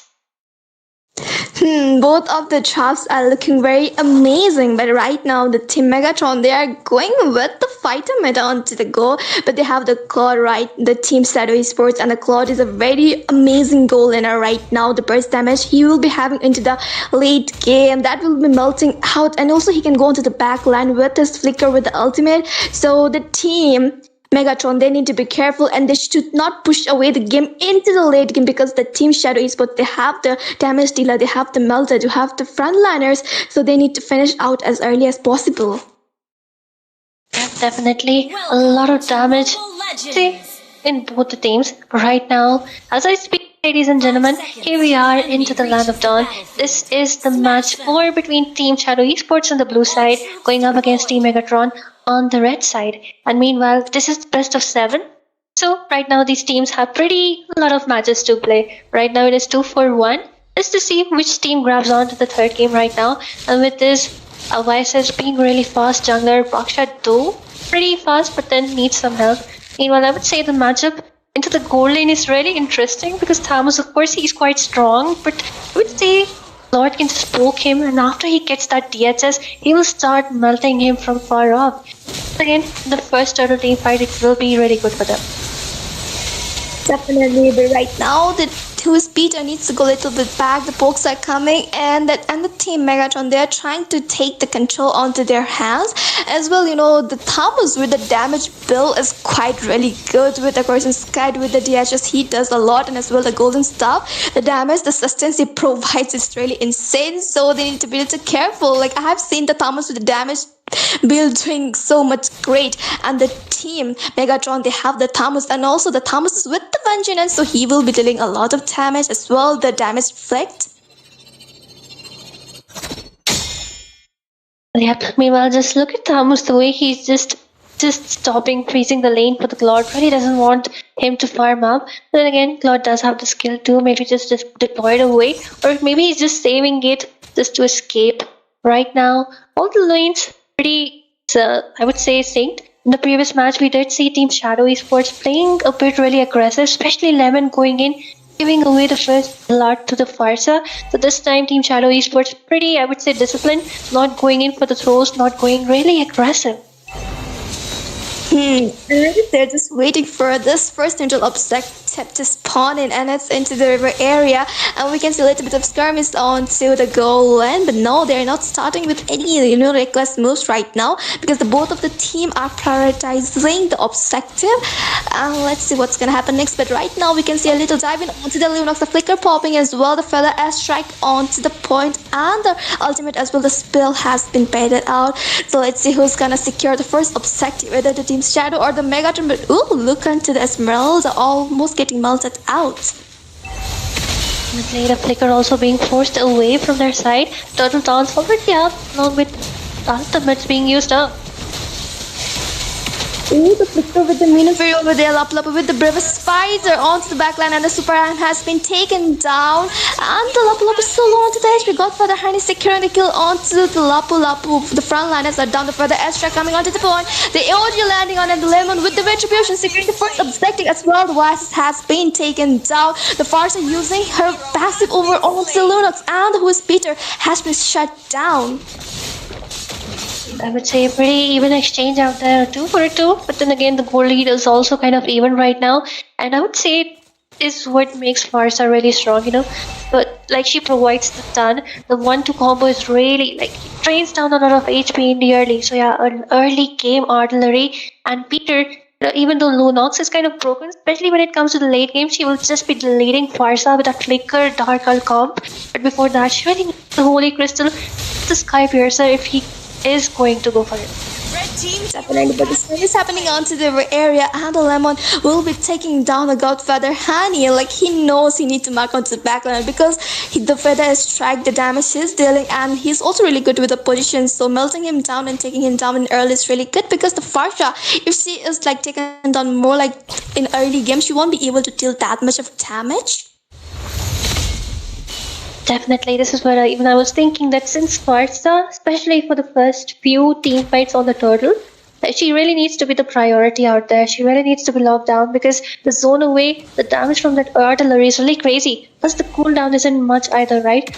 Mages who can poke and zone people out of the scene. It is though, I would say Zenhi. Previous game onto that Phobius, he was a monster. And this time, the way he has just picked up that Esma against the Lapu Lapu, he's doing an amazing job again. Definitely, and we can see the Lemon diving in into the team fight. The Super Arm with the Minotaur over there, severe amounts of HP, and he needs to back up. But ooh, the Wing has been taken down.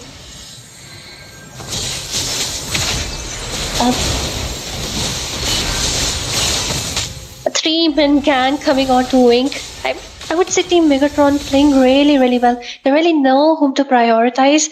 And I would say there was no action towards the gold lane, right? Then again, with this Thamus, he is kind of free once he takes down that gold and the turret. He's free to join on those turtle fights. And that is the second turtle, really important for blue team turret has been destroyed. Red team Definitely, the feather strike onto the point and securing the second neutral objective as well. The AOG landing on but not able to catch on to the back liners as well. The Lemon is there trying to mark out the back line, but we can see a YS is coming in for the backup, and the Team Shadow Sports they also need to back up because only 2 of the members are down. But Peter is getting marked over there, and we can see the light out popping out just for the escape, and he was able to escape from the I'm expensive.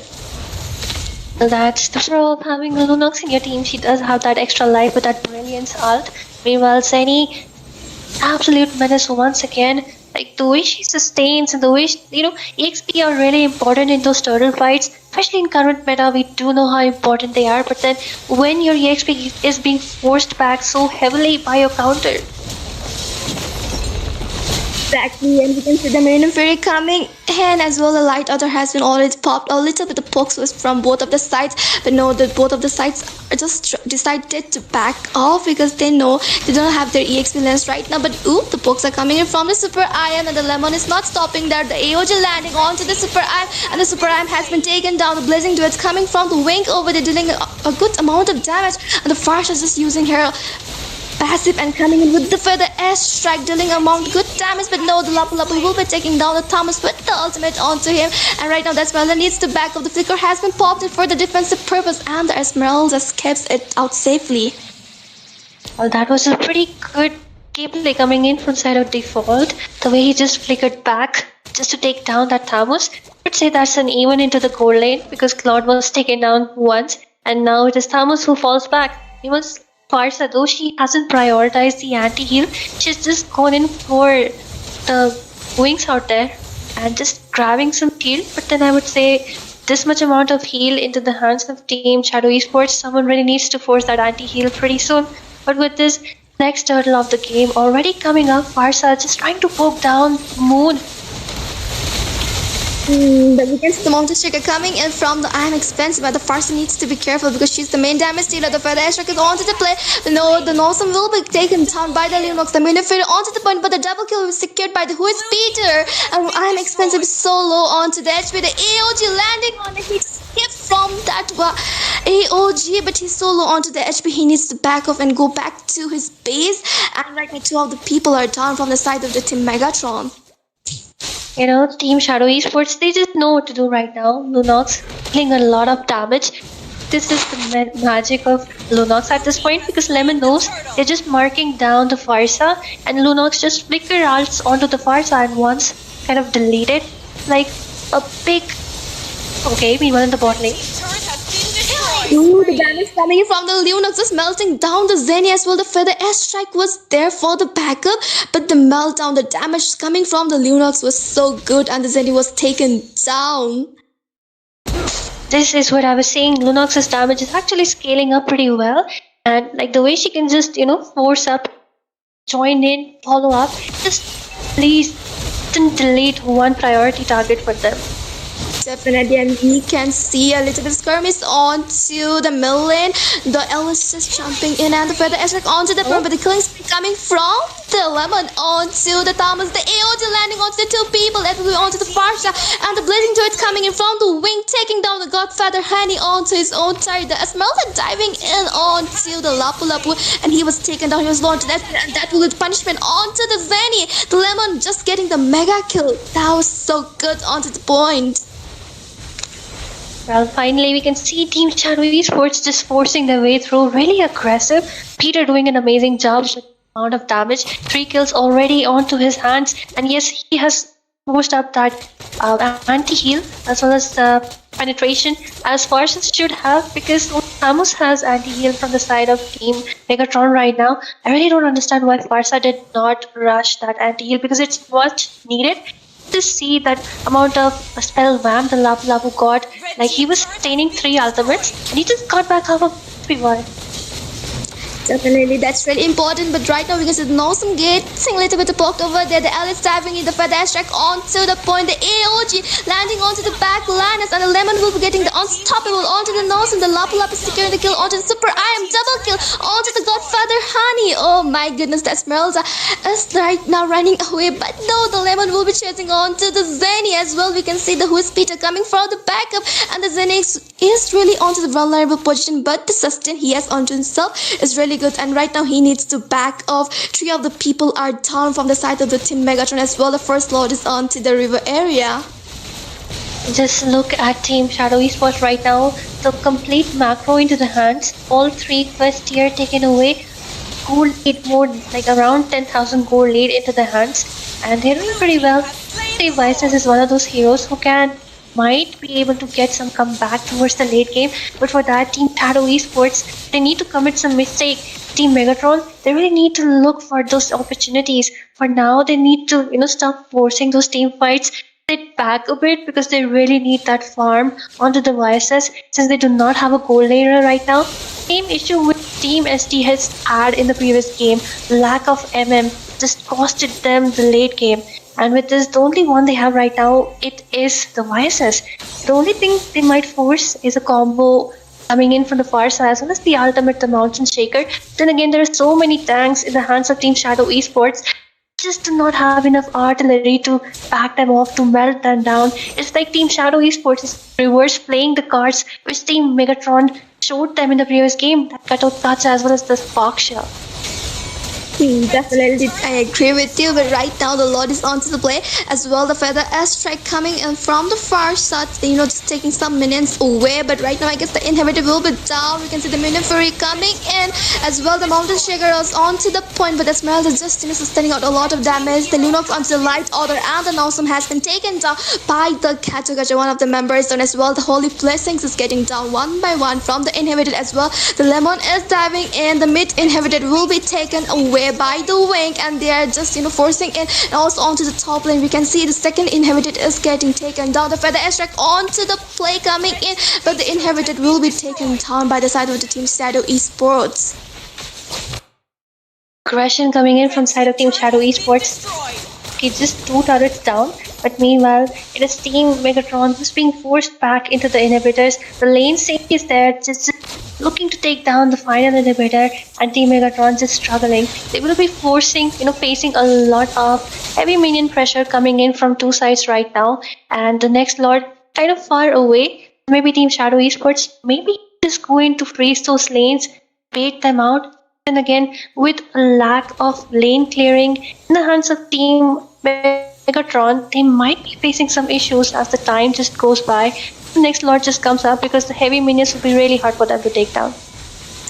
Definitely, and it's already 12 minutes, and it's gonna be super minions. They will be fast, they will be strong, and the second lot will be a little bit hard to defend because it's gonna be more strong, more sustainable than the first one. But ooh, the damage coming in from the wing, just melting down the Thamus. Oh my goodness, though the Thamus has this sustain, but the wing melt is so good onto the point right now, and the damage he has is so good, and he can literally go onto the backliner, and he can just melt down those fast as well. The the tanky, the super IM as well, the Thamus. Definitely, and this is what we was talking about, the DHS. So okay, Claude is all alone. He does have second skill, but might just look for some retreat because there's no one to help him. With this next Lord of the game, the 12-minute Lord coming up, they really need to take it away. I would say if Team Shadow Esports get this Lord, might be a really hard defense on the part of Team Megatron. But then again, they might look for some contest. There might be some chance. This might be a do or die situation for them because I don't know how will they even be able to defend it though. Definitely, the second Lord is onto the hand of Shadow Esports. We can see the main fairy coming from the Super IM as well, and also getting a kill onto the Who is Peter, and the Lapu Lapu is diving in, but he needs to be able to get onto his position, but no, he won't be stopping there. The AOG, the Feather Airstrike is coming from the Godfather Handy, dealing a good amount of damage, and the Nosum will be taking away the life of the Lemon over the hairs and shut down. Oh my goodness, the damage is really good, and right now they're not stopping over there. The Lapu Lapu is all alone, sustaining and doing damage, and he needs to back up, but no, the Thamus won't be stopping there. The Nosum do so much of damage onto the Lapu Lapu. Oh, it was Gatakacha and as well the Lapu Lapu, both of them there frontliners, but no, the Nosum will be punishing away the Gatakacha as well. The Lapu Lapu is really low onto the HP, but no, he's not stopping there. He's dealing a good damage, but he needs to back off. He's so low onto the HP, and the Nosum will be taking down the Lapu Lapu over there, and will be the mega kill from the side of the team Megatron Esports. Fight of Titans. Two Titans just doing it out. I would say, of course, but then you really want to see both the good Titans clash off against each other. It was the Minotaur who came in for the help. I would say a bit of an unfair matchup coming up around there. But look at the waste. The Feathered Airstrike as well as the Mountain Shaker just being wasted on the Claude. Why Claude is a really annoying MM. Can just move back from his second skill. Except for right now, they were able to defend a bit. The Lord was taken down successfully since it was kind of a wipe out. At the same time, the Lapu Lapu was Thamus bringing out, buying a lot of time for the side of Team Shadow Esports. Well, just look at Lunox though, already 4 of her items, double penetration from Baksha going in toward that pauldron just to take tank down, damage which is coming in from the DHS from the Claude. At the same time, they might just sit back into the base and defend because one mistake can cost them the game. Definitely, and 2 of their inhibitors are down, so they need to be careful. They have to look onto the minions also that is coming, and it's super minions, and they are really fast. They need to clear out the minion wave as well. They need to focus onto their farms, getting the creeps, especially the the jungler, and also they need to focus on the team fights. They don't make any reckless move, which will be causing them a lot.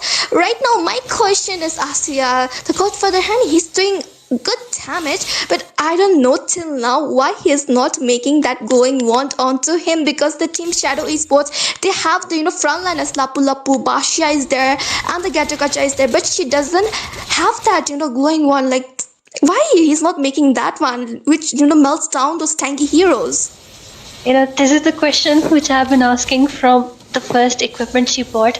Then again, the frontliners do have it, Minotaur has it, yes, Mahal does it along with the Thamus, so I don't know, maybe it just works out for them. But meanwhile, this is 17-minute Lord. The 18 Lord will be really hefty, so Team Shadow Esports will be looking to grab onto it, but then again, they really need to make sure that just like the previous time, they're not getting wiped out in that exchange. It would be a waste And at the same time, for the side of Team Megatron, they need to make sure that they're able to contend for that Lord, because it might be really hard defense on that part. Definitely, and you can see Super Iron is that he can come at any moment, but no, the Lord is secured. The Muno Fury as well, the Feather S strike coming in. Who is Peter has been taken down. The Lapu Lapu is diving in as well. The Basha is there looking onto the backline. The Super Iron has been taken down. The Mountain Shaker coming in as well. The Esmeralda diving. The Blizzard Druid is onto the point. The Wing needs to be careful, but no, the Zenny will be getting shut down by the Lemon. The perfect backup coming in. But right now they need to also back up, but no, they are not stopping over there. The damage is so good, but the Wing needs to be careful about the position. He needs to back up as well. The Farsha has been taken down by the Lapu Lapu over there, but no, the Lemon will be getting punished away by the I'm Expensive, but their base is open as well. The Lord is there and the Lapu Lapu is there, and the Thomas will be defending out. I'm Expensive is getting shut down by the Gatagacha, but Gatagacha has been taken down.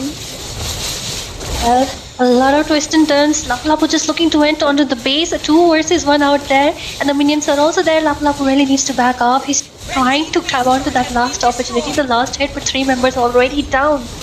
Ooh, the Muno Fury onto the Lapu Lapu. He's just trying his best to, end the match and go onto the breast Krishna. But no, the Wing diving with the Blazing Duet, he will be getting punished away right away by 4 of the members of the Team Megatron. That was kind of a reckless move, though he has that damage, but still he should not dive in alone.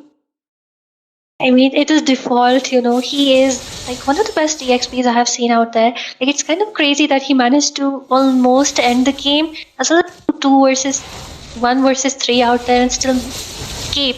And that's the beauty of a Lapu Lapu. You can never underestimate how good that Sky Spell Vamp is, but oh. The airstrike was divided out, but no, the Godfather Honey will be taking down. Wait, the Lapu Lapu, he was really low onto the HP, but we can see the AOG just used for the defensive purpose to just escape out from there. But we can see the midland tier turret falling down. The Lunox using the light order to escape. We can see the Munin Fairy by the Super Iron right now onto the moon. The immortality hasn't popped in, but no, the Gatagacha will be getting the shutdown. The Feather airstrike coming in from the Godfather Honey over there. Ooh, that was a quite good move. Like 2 of the members are down as well. The 3 they have just taken down. I would say, just when I was just literally glazing the Lapu Lapu that he can just outmaneuver 3 members, he just goes down, commits a mistake, gets done, gets taken down. Almost 20 minutes of the late game coming up. Claude will be shining right now along with the Lunox. Again, same for the Minotaur, right? The amount of heal this guy will be giving will be crazy. Paired up with the Esma as well as that Thamus, it will be kind of immortal. So Wink really need to mind his positioning, and at the same time I would say Default is doing a great job. He's jumping into the backlines onto the Farsa because she really needs to be deleted. Then at the same time they cannot afford to lose the Lapu Lapu, because when he's gone, it's like a major limb is taken away from the hands of Team Shadow Esports. And with this 20th minute Lord coming up right there, really hefty Lord. Whichever team secures it might be able to end the game. So both the teams are looking for that contest. Even though it looks like a team Shadow Esport does have the upper hand, especially when it comes to the macro, but only one mistake and it will be all over. That's definitely true, and this Lord is really important. This Lord is gonna be really super strong. Just like the frontliners are right now from both of the sides are very strong, doing so good work right now. They're zoning out the sustain, and both of the team trying to take the river control onto their hands. But no, they are just waiting for a correct moment to start the team fight. But the I'm Expensive is starting with the Lord dance over there, and the Zen is just zoning out as well. The Super I'm is onto the position as well. The Who is Peter is there to just give some pokes over there. But we can see a little bit of skirmish happening onto the river area. The Thamus diving as well. The Gatagach as well. We can see the Claude using second skill to just move out from the situation. So it's gonna be literally very serious movement coming in, and we can see the Feather airstrike coming in from the Godfather Hanny over there doing a lot of damage. The Blazing Duet is onto the pro as well. The AOG coming in from the moon, landing on the 2 of the people as well. The Godfather Hanny has been taken down. The Who is Peter getting the kill onto the I am Expensive. Double kill onto the Zenny from the Who is Peter over there. And Nosam is so low onto the HP, and the Wing will be shutting down. And the triple kill from the Who is Peter onto the Super I am a clean wiped out from the Team Shadow Esports. What an amazing team fight. It's like a complete 5-win wipe out from the side of Team STES.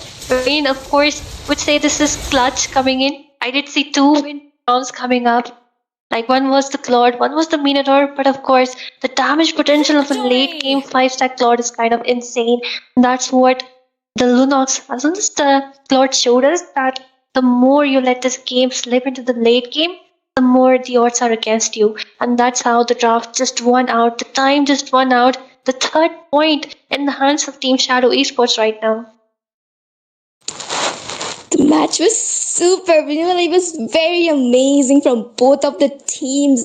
Both of the teams were giving so good competition to each other, but the perfect timing of the Gatok is landing his ultimate AOG onto two people, and they were able to take down the main damage dealer. That will be the Godfather Hanny, as well the Cloud jumping in with the Blazing Duet. The way he was melting down the front line as perfect set, perfect utilizing of the resources, and they were able to completely wipe out, and they were like able to end this match.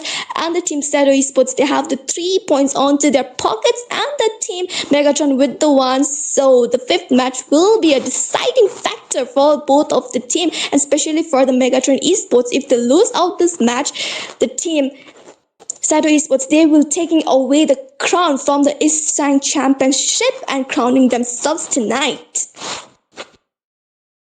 Yeah, definitely. And we're all waiting for what's to come next. Right now, going in for a short break. Stay tuned for the final match. Or will it be something really surprising for all of us? We just wait and find out.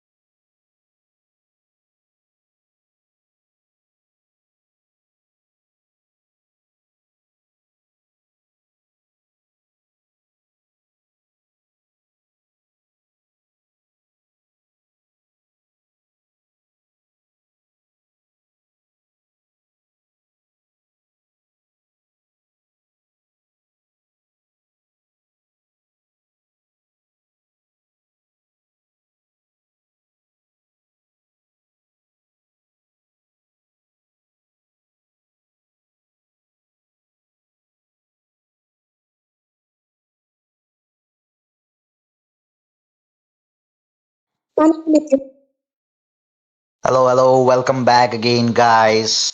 We are here back to report you about this fifth round of the evening, and it's gonna be a do or die situation for Team Megatron Esports, of course, because Team Megatron Esports have 1 point in the hand, and Team Shadow Esports have 3 points. And if they win one, then it's a victory for them in this BO7 series. And in the caster deck, it's me, Shinji Saito, swiping Asuya this time, and Celestia will be here again. So Celestia, can you give me a short info or brief about the previous matches, what happened in between both the teams? The clouds are ever shifting. And that's Shinji Saito over there. So the previous match was so amazing. Both of the teams played out so well. But the Shadow Esports, they had a really good composition as well. They were prioritizing the goal laner onto the goal lane.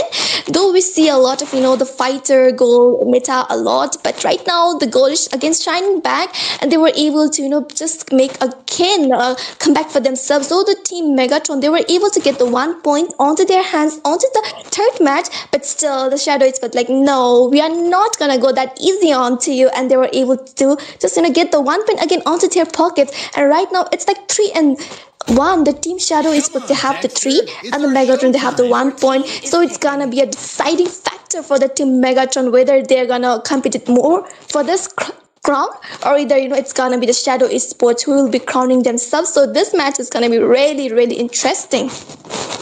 Absolutely, but yeah, here we are getting to see the bands coming in for the first phase. From the side of Team Megatron, it's gonna be Claude, of course. I guess Team Shadow Esports Wink just stunned Team Megatron with his cloth, so it's gonna get banned. And as well as Who is Peter with the Yif and the Dragon will always be banned because he's a threat for the junglers when it's about the first turtle. Because Dragon is really very effective in the early game as well as in the late to mid. And Team Shadow Esports, they are going with the Sora, the new hero, and Hilda, the bully lady, with another lady who plays with the hero just like they are her basketball. She's gonna be Yushin. So Moon getting the Brock in his hands, and we are getting to see Super Rim with the Killia, now some with the carry. So what do you think? Like carry here so early is to trick. they don't want to give a chance to the enemy to ban out this carry, or they are just planning for something else.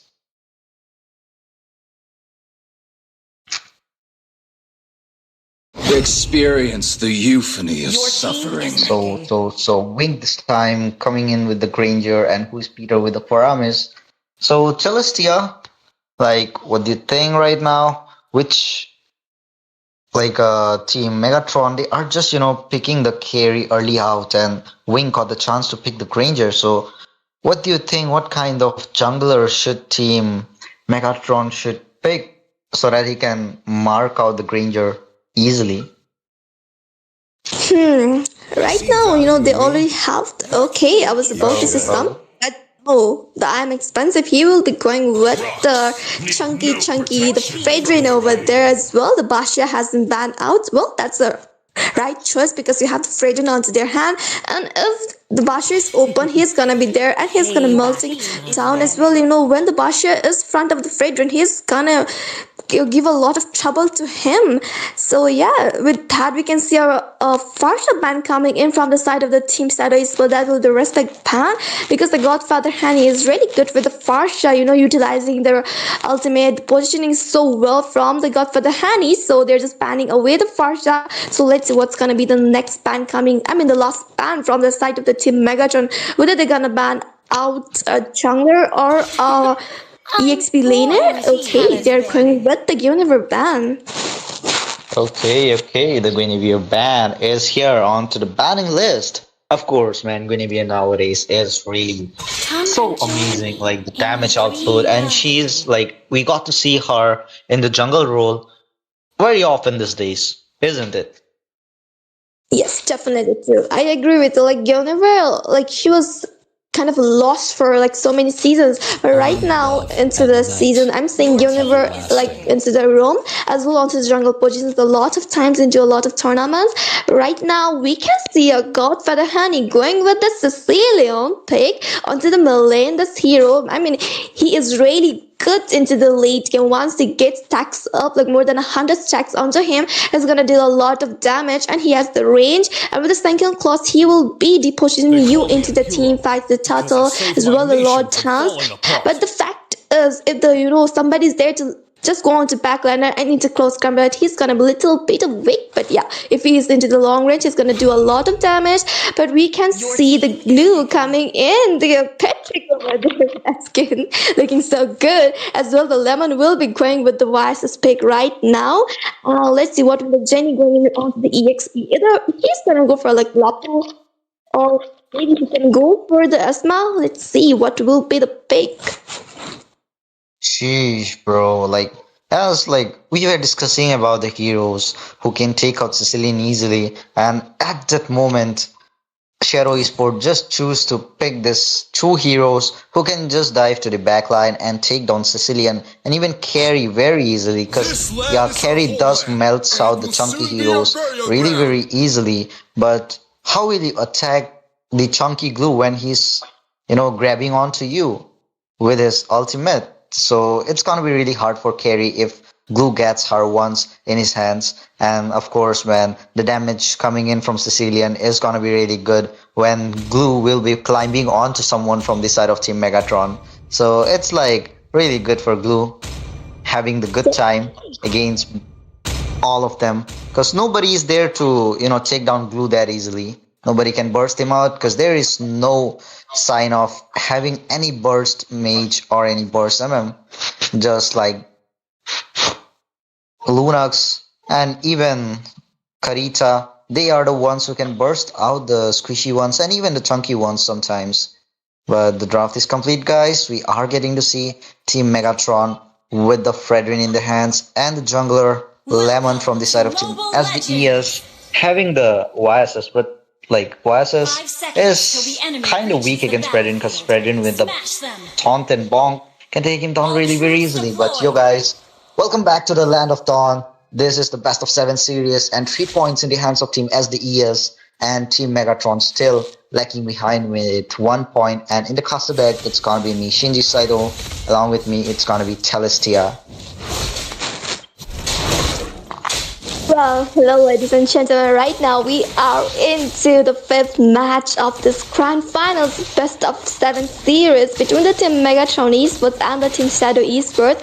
So that's going to be a really interesting match between these strong teams, and already we can see, the Patrick is looking very cute over there, and a lot of folks are coming in, the Ascension class coming from the Sicilian, the folks from both of the sides are there, but we can see the Kalea, the Super Am low onto the HP. He needs to back off. He'll just dive in a little bit deep inside.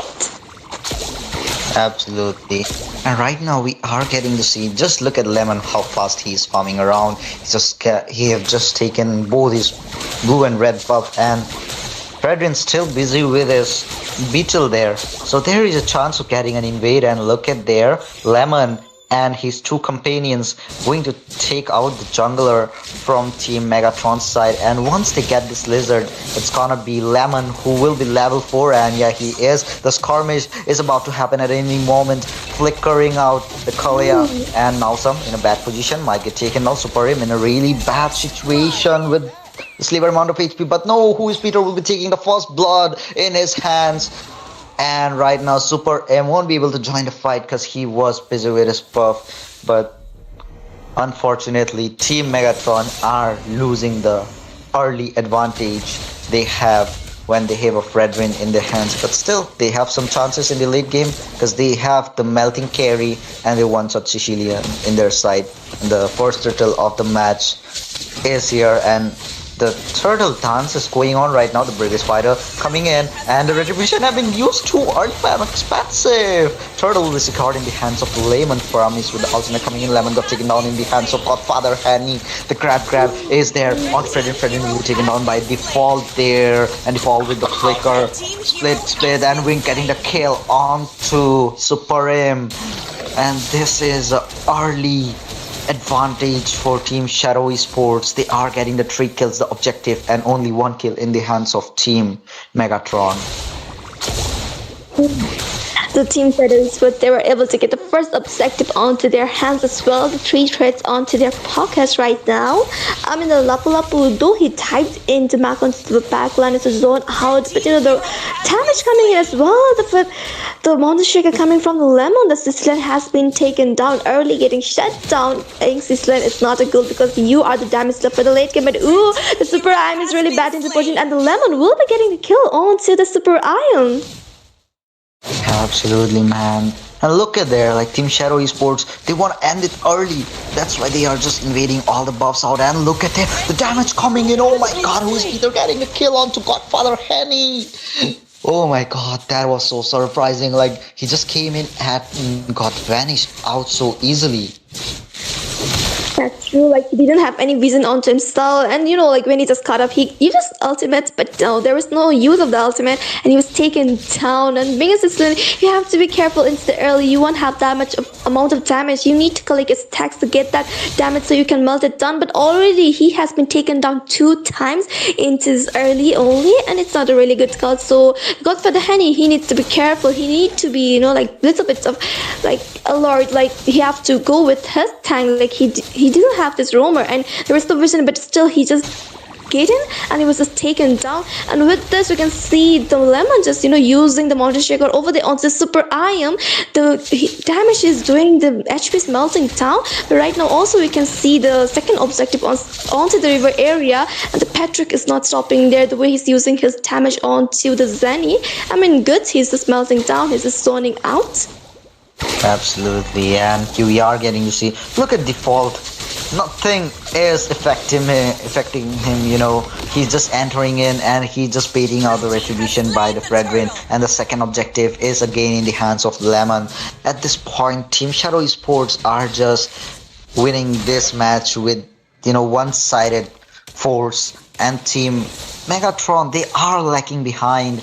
Despite having the Fredrin, the tanky one in their hands, they still are lacking the damage. And look at there, the Mountain Shocker have been used up onto Super M. I'm expansive in a bad position, dashes out, and the buff will be secured by Lemon. They are just invading out, they are just taking the kills, they are everywhere in the map. A 5-man rotation is just going on, and in the bottom lane as well, the tier 1 will be destroyed in any minute, because Team Shadow Esports are just hovering around. The mid duo and the goal laner are there, and it will be destroyed this time. And look at there, the Tsunami Slam have been used up, but the ultimate of Aramis will be saving Mon up. And who is Peter in a bad position? Godfather Henny getting the revenge onto him this time. Zenny getting the kill onto Grog. Again, default is a bit late alongside Wink, and they are just trying to use the taunt onto default, but it's really hard to take him down because he's all chunkier than expensive right now. I mean, the Tsunami Slam was really good as well. The damage popping right from the Godfather Henny, and they were able to take the one of the member, but it was the front line, but still it's really good for themselves. They're taking like having 1-1 trade, but still the trade is getting taken on one. Look at there, man. Super M just marked on to this who is Peter, because they know if who is Peter gets taken down before the turtle, then it's gonna be really good for them. Look at there now, so with the sliver amount of HP, Tsunami Slam have been used up onto default. Default in a really bad position, might get taken down with the sliver amount of HP. Then getting the kill onto default here. The skirmish have begun, and Mon with the sliver amount of HP. The Praiser Sword have been used up. Mon with the sliver amount of HP backing off. Really very low. Wink low as well, and the turtle is here, and it's a really bad sign for Team Shadow Esports since many of their members are low. But still, Lemon with the retribution might secure it, and going in the top lane getting the kill onto Godfather Henny. Meanwhile, no one was there to guard him out, and the turtle is here, but nobody's starting the turtle yet, because they know if they just started, then Lemon might be there to take it out, because the level difference between both the junglers is too high. It's a 3-level gap going on, and the turtle attack have begun. And look at there, the Tsunami Slam is there, and I'm expansive getting the last turtle in his hand. Luckily now some rotating and getting the double kill onto who is Peter and Mon, but Super M got taken down in the hands of who is Peter. Default might go back, and with the flicker getting that grab onto Carry maybe, but no, he might not have his ultimate in his hands. But Wink from the backside coming in, getting that kill onto Carry. Zenny with the sliver amount of HP. I'm expensive in a really bad position. Will he be able to escape? And yeah, he will be. But Wing going from the backside, but there is the taunt and the bonk by I'm expensive. That was something we weren't expecting to occur here. This Fredin with a really good retribution, he was able to get the objective as well. The team fights were like were really good. Both of the team were able to get the threats onto themselves as well. The Megatron, they were able to make the comeback from them as well as Sicilian is getting a good damage as well to carry onto them. But we can see Tsunami Slam coming in as well. The Batface onto the point, and the Godfather Honey will be taking down the Grok over there. The damage is doing so well, melting the front liners also, and I guess he's getting more stacks onto him. Of course, man, but look at the damage of Lemon at this point. I guess he is about to just finish up all his items here. So streamer, can we take a look onto the item section? And here we are in the item section here. Lemon already completed the endless battle, and Carrie is about to complete his Trinity as well. But Granger already there with the Sky Piercer, Hunter Strike, and the Malefic Roar. He's heading towards the Blade of Despair, and it's a really bad sign, because if Granger gets the damage as well as the stacks, he can burst out anyone in seconds. Definitely, and he has that range and he has the damage, so it's gonna be really good for him as well. Getting the Sky Piercer onto him, getting more stacks, more damage. But the fact is, Carrie is also there to melt down the front line. As like Carrie also have a lot of damage with the DHs onto herself, and as well as Sicilian. As far the game goes late, he's gonna have more damage, and unless and until he doesn't get caught up by the Lemon, he will be like unreachable, because he's onto the back line and he'll be doing a damage from the very far. And look at the melt coming from that Godfather Honey. A poke's coming in from the Granger over there, but onto the top lane. It's a bit of skirmish, but the turret has been taken down. Oh ho ho ho. Okay, there the skirmish is happening, and Mon in a really bad position. Tectonic Charge having used up Super Rim, escaping out as well as Mon here, and Mountain Choker have been used up with the Bravest Fighter going in. Ultimate have been used up by Paramis. Moon in a bad position with the slaver amount of HP. He will be escaping. I'm expensive trying to go back for him, but no, he won't be able to. And Super M getting the damage onto Default. Default getting taken down in the hands of my expensive. And look at there, the Ripsori and the Detsonata spam is going on by Wink here. Right now we can see a comeback coming from the team Megatron Esports. They are doing quite well. They have the sustainer, they have the damage dealer, and with this, the first lot is onto the river area. So let's see who's gonna get the first lot onto themselves. But we can see a damage coming in from the Lemon. Also, it's really quite good as well from the Wink, the Granger over there. So let's see what's gonna happen into test the first lot dance. Yes, absolutely. And the Lord Dance is happening at this point. And maybe, again, this time, Team Megatron Esports can have this in their hands if they just paid out the ultimate of Who is Peter before the Lord. But the Lord is all 45% HP down here. But right now, they're both getting caught. All getting caught, taken down in the hands of Nausam. Biggest fighter coming in, and I'm expensive going in with the damage onto double kill. Lemon. Oh, bomb coming in.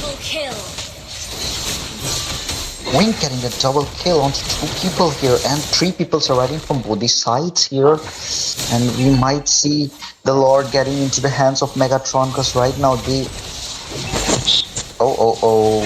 Chris Peter is here. I just thought he got taken down, but look at there, the Appraiser's Wall have been used up, but Moon survives, killing spree in the hands of Wing, taking down Nausam. And this is going to be Team Shadow Sports getting the Lord without any fear, because Team Megatron will be backing off. Well, both of the sides did well into the first lot times, but still, the Team Shadow Esports, they have the damage dealer, and both of the marksmen, they did so well. They were able to secure the double kill as well, the carry as well, the Granger, but there's an arm slam coming in from the Super Arm as well. The ultimate has popped in from the Who's Peter, and they were able to survive out, and as well, they will be able to take down the first tier turrets of the middle lane as well. We can see the Lord is marching from the top lane. All of the turrets are getting fallen down from the side of the team Megatron Esports. The storm is happening in the damage came from the bad phase. Zenny taking down the double kill on the Whispiter, but the Super Arm getting the shutdown. Awesome taking down as well. The wing has been taken down. Triple kill coming in from the Zenny over there. 4 of the members are down, and they will be able to first defend the first lot. Ooh, Sinji, you just missed out. You know, the Lapu Lapu with the triple kill. He was able to take down 3 of the members, and the 4 of the members were down from the side of the team Shadow Esports, and they were able to defend out the first lot. Oh my bad, man. The network sucks here at this point. I just got disconnected. But yo, I'll just look out for it in the live stream. But Zenny, to be honest, the way he got the triple kill was really amazing. Maybe, and I will be going to the live stream and I'll just make a clip out of it maybe, because the way Zenny got that triple kill, it's really amazing after hearing that, because I know Team Shadow Esports have the upper hand in their hand with the goal lead, but still Zenny got that in his hands, and that's really good. And at this point, maybe Team Megatron Esports have some chances of getting the comeback. That's true, but also, you know, they have to be careful when they're engaging in. They have the sustainer, they have the damage dealer, and they have to just keep save the sister lane as well, the carry, because they're doing a good amount of damage. And the Lapu Lapu Zenny is so good with his ultimate as well. You know, into team fights, he's doing so well with zoning out as well, the damage. And also with very soon time, the second lot will be into the river area. So the team Megatron Esports, they might also, you know, contest for that, because it's really important, because they're losing away their turrets as well. The side of the team Shadow Esports, they have just, you know, lost away the first only tier turret of the goal lane. So the team Megatron Esports, they need to be careful, and they need to also keep in mind. But ooh, the Super Iron just engaging the fight onto the Fire Mist, but you know, the Purify coming in, and the Fire Mist was saved.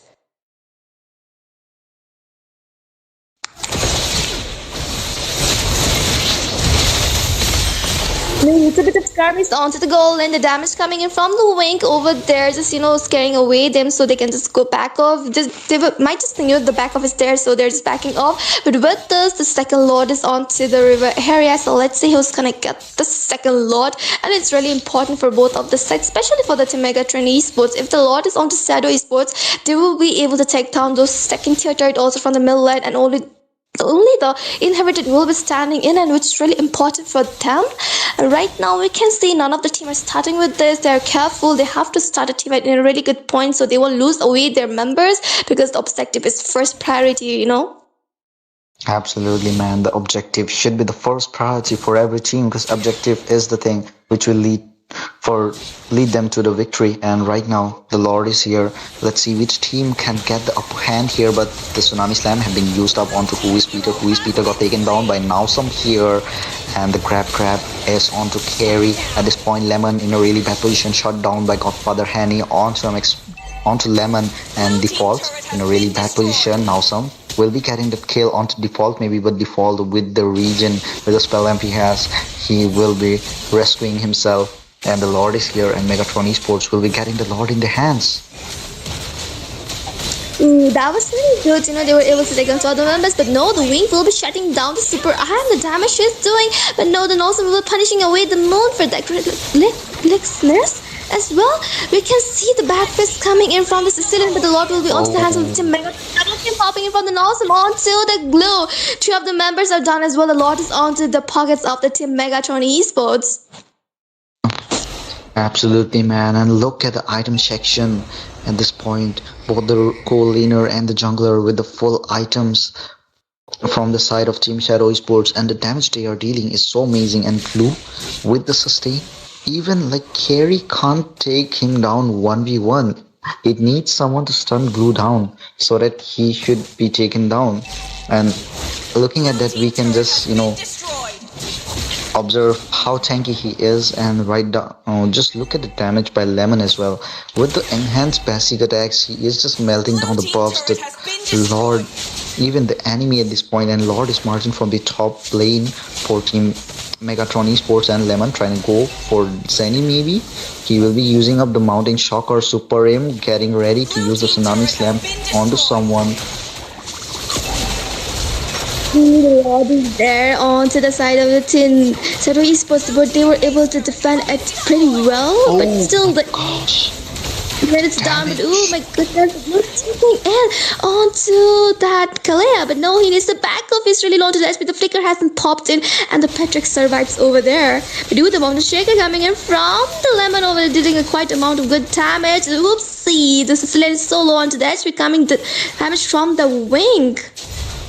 Absolutely, man. Wink is dealing a Blue really team good turret amount has of been damage, but destroyed. Godfather Hanny survived somehow with the shield coming in from his teammates. They just become a human shield for him and Lemon in a really bad situation with the slaver amount of HP. Tectonic charge have been used up but not locking on to anyone, and look at their default got taken down in the hands of Godfather Hanny with the tsunami slam by Super in there, and the taunt coming in, but Unexpensive got taken down in the hands of Wing. The Rose Gold meter is over and Wing is really very low. He should get back and heal himself up. Who that was quite great. The freight train was taken down as well. The default, and right now both of the teams are doing so well as well. The Megatron Esports, they were able to take down the inhabitant of the mainland. That was really important. And with this, also the third lot will be on to the river area pretty soon. And the team Megatron Esports, they get this lot, it will be really good for themselves. Like, because one inhibitor is already down and two of them is there, and they're doing so great damage. They have the sustainers in front, they have the freight train as well, they have the Claire to dive in for the backline as well. There's a Laput zone on two the damage dealers, and they have the Sicilian who's melting down, who has the damage, who has the red as well, the carry for the front line. They have pretty good composition right now into the hands. The way they're just making it come back for themselves as well. The Team Shadow is for, they're also doing well. The Lemon has the damage as well. There is a Granger doing so good damage on the front line, and so it's gonna be really, Oh, look at there, bro. Sicilian getting a double kill on default and Wink as well. And this is a really bad sign for Team Shadow Esports. Look at their monster kill by now some on two people, the double kill as well there.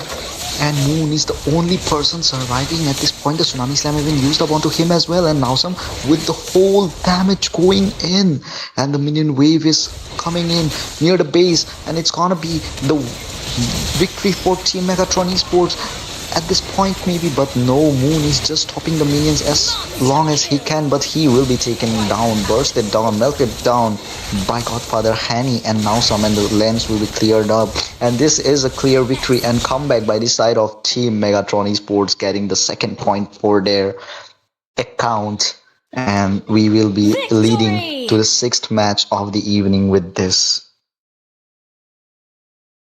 I just can't believe, what's going on in front of my eyes. Both of the team, they're just surprising once again. Like, they did so well, that I thought this match kind of be like kind of hard, but no, the comeback from the team of the Megatron, that was so good. Like, they were able to make the comeback. They are still on to the race, and the match will be proceeding towards the sixth round. Like 2-3 points online. Let's see what's gonna happen, or it's gonna go on to the more sets, 7 set, and into the sixth match. If the team Shadow Esports, they got the 1 point onto themselves, they're gonna win away. But if the team Megatron again wins this match, the match gonna proceed to a seventh, and both of the teams are just not giving up. And the way they're just making the comeback, it's so good.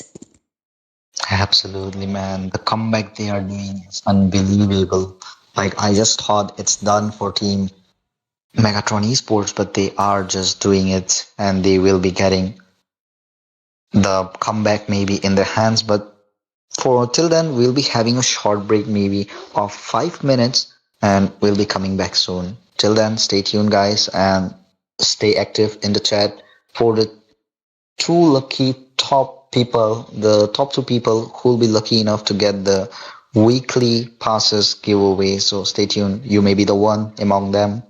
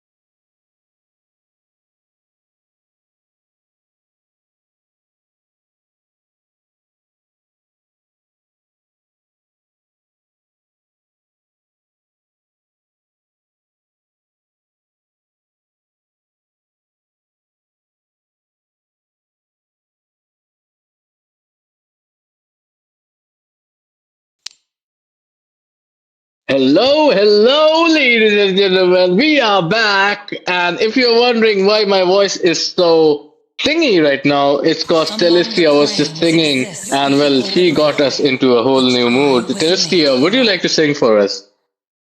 I mean, I would definitely sing for you all, but I hope we don't get that, copyright from YouTube. So I guess I'm not gonna sing. Let them play the No, don't worry about that. I don't think so. YouTube can even recognize the song from your voice. You know, you sing so well. They won't even recognize which song that is.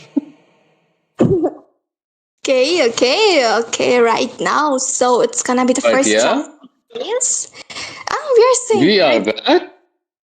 And it is the Siang Esports organizers presents the tournament which we were all looking forward to, and now we are straight into the finals. Yes, I could not make it throughout the journey, but now we are into the grand finale. The ESC is on, and well, the scoreline says it all. Both these teams have put in all of their hard work, and now it is kind of a situation where Shadow Esports are almost on the brink of getting that victory. They can see the trophy, they can smell it, they can taste it. But it is still Megatrons who are pulling their leg, and can they pull one back? Can they get to that game number 7 coveted spot? Is the question. I have been Roots official, and I would like to know a lot about how the series has progressed so far. So, Telestia, please tell us all. So it's the best of 7 series, and already, the team Shadow Esports, they were to get the first 2 points onto their pockets, but oops, the Megatron were like, no, we are not letting you win that easily. And into the third match to make the comeback, and they got the 1 point onto them. But no, again the Shadow were like, we are not going easy, we're gonna win again. And they were like, got the 1 point again into the fourth match. But again, oops, the Megatron like, no, you guys are not gonna get that trophy very easily. And again they make the comeback into fifth set, and right now we are into the sixth, and I guess it's gonna be really interesting because the Megatron are not giving up, as well as Shadow Esports. And again the Nosum, he's just picking up the carry, the damage dealer. It's becoming the winning point for like both of the sides when they have this damage dealers, the marksman into their hands. So it's gonna be really interesting because it's like a 2-3 points, and if the team Megatron they gets the 3, the match will be moving towards the 7 match, and I'm hoping that it happens. It's gonna be really amazing to see the full best of ones, the 7 series going completely into the 7 match. Definitely true. As I said, game number 7 would be such a great treat to have. But for now, yes, the meta is back, guys. Cloud Carry are wreaking havoc. But what can you talk about when you have the OG marksman Granger, who has made it all throughout this meta, even in the fighter meta? He has been so ridiculously strong. And we can see Shadow Esports, well, they are kind of a mixed bunch. We can already hear a lot about people going for imports right now, like SATUL, we're talking about imports, RNTX, we're talking about imports. But yeah, these guys, Shadow Esports, were the original gangsters. They were the people who bought in those imports. And right now, as we speak, I think 2 imports are playing in their team, 2 Nepalis. They are playing for them. And one of them is Wink, of course. I think that's not even Nepal. I think Wink is Bhutan's #1 goal laner, and he has been taking this Indian tournaments by a storm. He is literally doing really well. But not to underestimate Super IAM and his team. Super IAM, being the leader that he is, he has definitely taken his team so far, and now it is almost at the edge. They can finally get that first tournament win which they are hoping for. Megatron Esports, they have been eluded by the silverware, but now they finally have a chance for it. 2-3 lies the scoreline right now. Shadow Esports are almost at the edge, but hey, if anybody can, it's Megatron Esports who can take that one. The Lapu getting banned out, the Baxia on the other end. Who is going to be the last ban on here, Telestia? So the team Shadow Esports, they already got the damage dealers, the marksman. Oh, and I was thinking about Chungler and Leoma. They're banning all the Leoma quite interesting man coming up. And with this, the drafting phase is over and it's gonna be the second picking phase. So let's see the Shadow Esports what EXP they are going in. Or they're gonna pick up a jungler, but I guess they're gonna pick up an EXP laner. And so the Glow is open, the Lapulop has been banned out, the Esmeralda is open as well, the Art is open, so they have the options into their hands. So they might can go for the Lapulop. Like he is a really strong, the EXP laner. He can dive in onto the backlands with the flicker with the ult combo to sustain the damage he has. But no, they are going with the Esmeralda right now. The Esmeralda's shield, the damage she has to sustain is so good. Like if there's someone who knows the Esmeralda mechanics well, she will be something you won't be able to melt out that much easily. Yes, and a counter to the carry as well. But talking about counters, he is gonna be Godfather Haney, who might be interested in picking that Lunox. I mean, Lunox would be really good. But when we talk about Megatron Esports, they should be looking at kind of a reposition, a re-engage, which can actually counter when the Kelia jumps in and pops her Tsunami Slam. One of them is definitely going to be the Gatot. But, well, it is not going to be somebody else. I was just going to suggest the Glue would be definitely great at this position. And the Glue is getting locked in, almost like a mental connection. So I am pretty pleased by the draft of Megatron Esports. On the other hand, we got to look at who is going to be in the other end. Wait a second, Sora. Is Sora allowed in this tournament? And if so, why wasn't he a priority pick till now, Celestia? I mean, Sora is allowed in this tournament. He has been open ever since he was released. But I guess, there's some teams like they're just not picking up. Like he has the damage source sustain, but still they are more comfortable He's so good. Yeah. I mean, we are seeing so much of Sora in the M series, and well, these Indian teams aren't picking him up. That is kind of a letdown. But then again, Sora in any lane could be so vital. But Lemon going for his trusty Firaga Armor Warrior, that is going to be the Bork locked in. Pretty good counter when we talk about the three tanky units in the opponents. That is, of course, the Fedrin, the Glue, as well as the Gato. So definitely a good counter pick. Last pick coming in from Shadow Esports. But here we go right now. That is going to be the draft, ladies and gentlemen. We are loading in maybe what might be the final time into the Land of Dawn. Siang tournament is almost at the brink of the edge, and we are going to find out who is going to be the winner. And we are definitely going to support. We are trying to support Megatron Esports here, because who wouldn't like a best of 7 series going straight to the game number 7? But yeah, audience and viewers in your hometowns and in your homes, who do you think has the better draft at this point? It is going to be game number 6 coming to you live, the Siang tournament grand finale. Shadow Esports on the red side with, of course, Megatron Esports on the blue. Roots Official and Celestia are going to be voicing this one out. Celestia, give me your opinions on the draft as well as these two teams right now. Who do you think is going to get this one? Like both of the teams, they have a really pretty, draft onto their hands. Both of the team has a really good damage stealers. The team Megatron Esports, they have the Lunox, the burst damage she has, as well getting the mobility with her ultimate, the light and the order she has. As well, they have two, Lunox with the cat. That will be the first. Finally gets taken away. That's the first blood. He did not expect the flicker coming up. And Natsum, that was some kind of a play. That was pretty risky as well, but wow, boy did Peter not expect that. You would expect somebody like Peter, who has so much of experience, to guess that one out, but then again, that was something special coming in.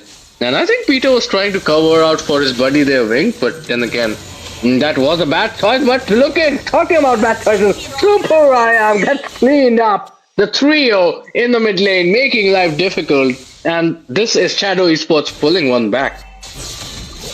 Early 1-for-1 trade both of the sides. The Peter was taken down at the first time as well. The Gatacosha was taken down, so both of the side has equal points. But with that, we can see the first objective onto the area. But the Peter going with the passive over there with the feather airstrike landing onto the nose, and he has been taken down.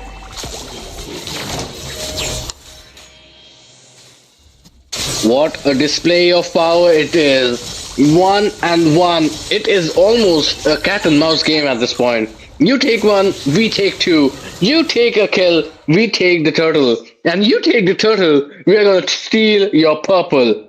That is exactly how you would envision good teams playing it out. Not giving your opponents the edge, going to take one back, trying to get as much gold as possible, trying to get your late game heroes to the boss spot. And that is exactly what both these teams are doing. And when you're in such a long series, such as a best of 7, you know how your opponents play. And look at that once again. Veteran with a very good taunt coming in. But is there going to be any kind of a backup? No, it is not going to be Godfather Hanny who can kind of get to the support system, because she was low and she doesn't have any brilliance as well. So definitely some safety coming in. Carry going in with her ultimate, but that is only going to supposed to be clearing those minions out. The Granger and the Carry. Granger does have the early game spike, but then again Carry can kind of snowball out of control if she is not given the kind of respect she deserves.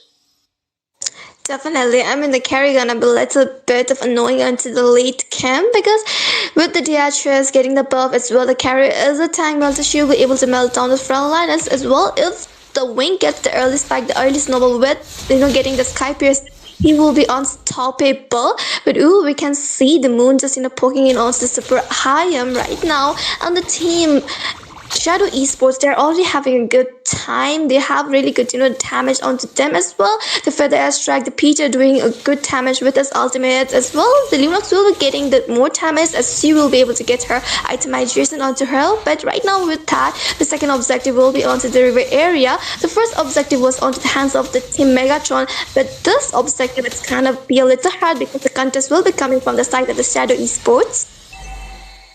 Definitely so. Both these teams are judging themselves out. In the top lane, nope, both the XP lane is fighting it out. Feather Airstrike pulled in early, and Lemon is gonna try with his blasting Santi to secure this turtle. Can he be stopped is the question. Zenny is there, but the turtle is low. It is gonna be falling in the hands of I'm Expensive, and an all-out prowl comes in. Who is gonna come out on top is the question. You causing a lot of problems, but it is gonna be Wink taken down. Now stop getting a double. Make it a triple, can we? He is unleashed and he is free hitting all this time. Triple it. And it is gonna be an easy team fight situation. Megatron Esports have definitely done their number, and the main issue is they got the turtle, and not just the turtle, they won the team fight along with this mid lane, it looks like. And the Esmeralda on top. What is it gonna be? Yes, it is gonna be the Esmeralda, but not without a sacrifice. Make it to Wing gets on top. And that is gonna be Peter and Vink somehow cleaning the house, but the damage has been done. And oh, look at that. It is gonna go Father Hanny with the sudden disclosure as well. Wow, such action. I mean, we are not even getting a breather at this point, Celestia.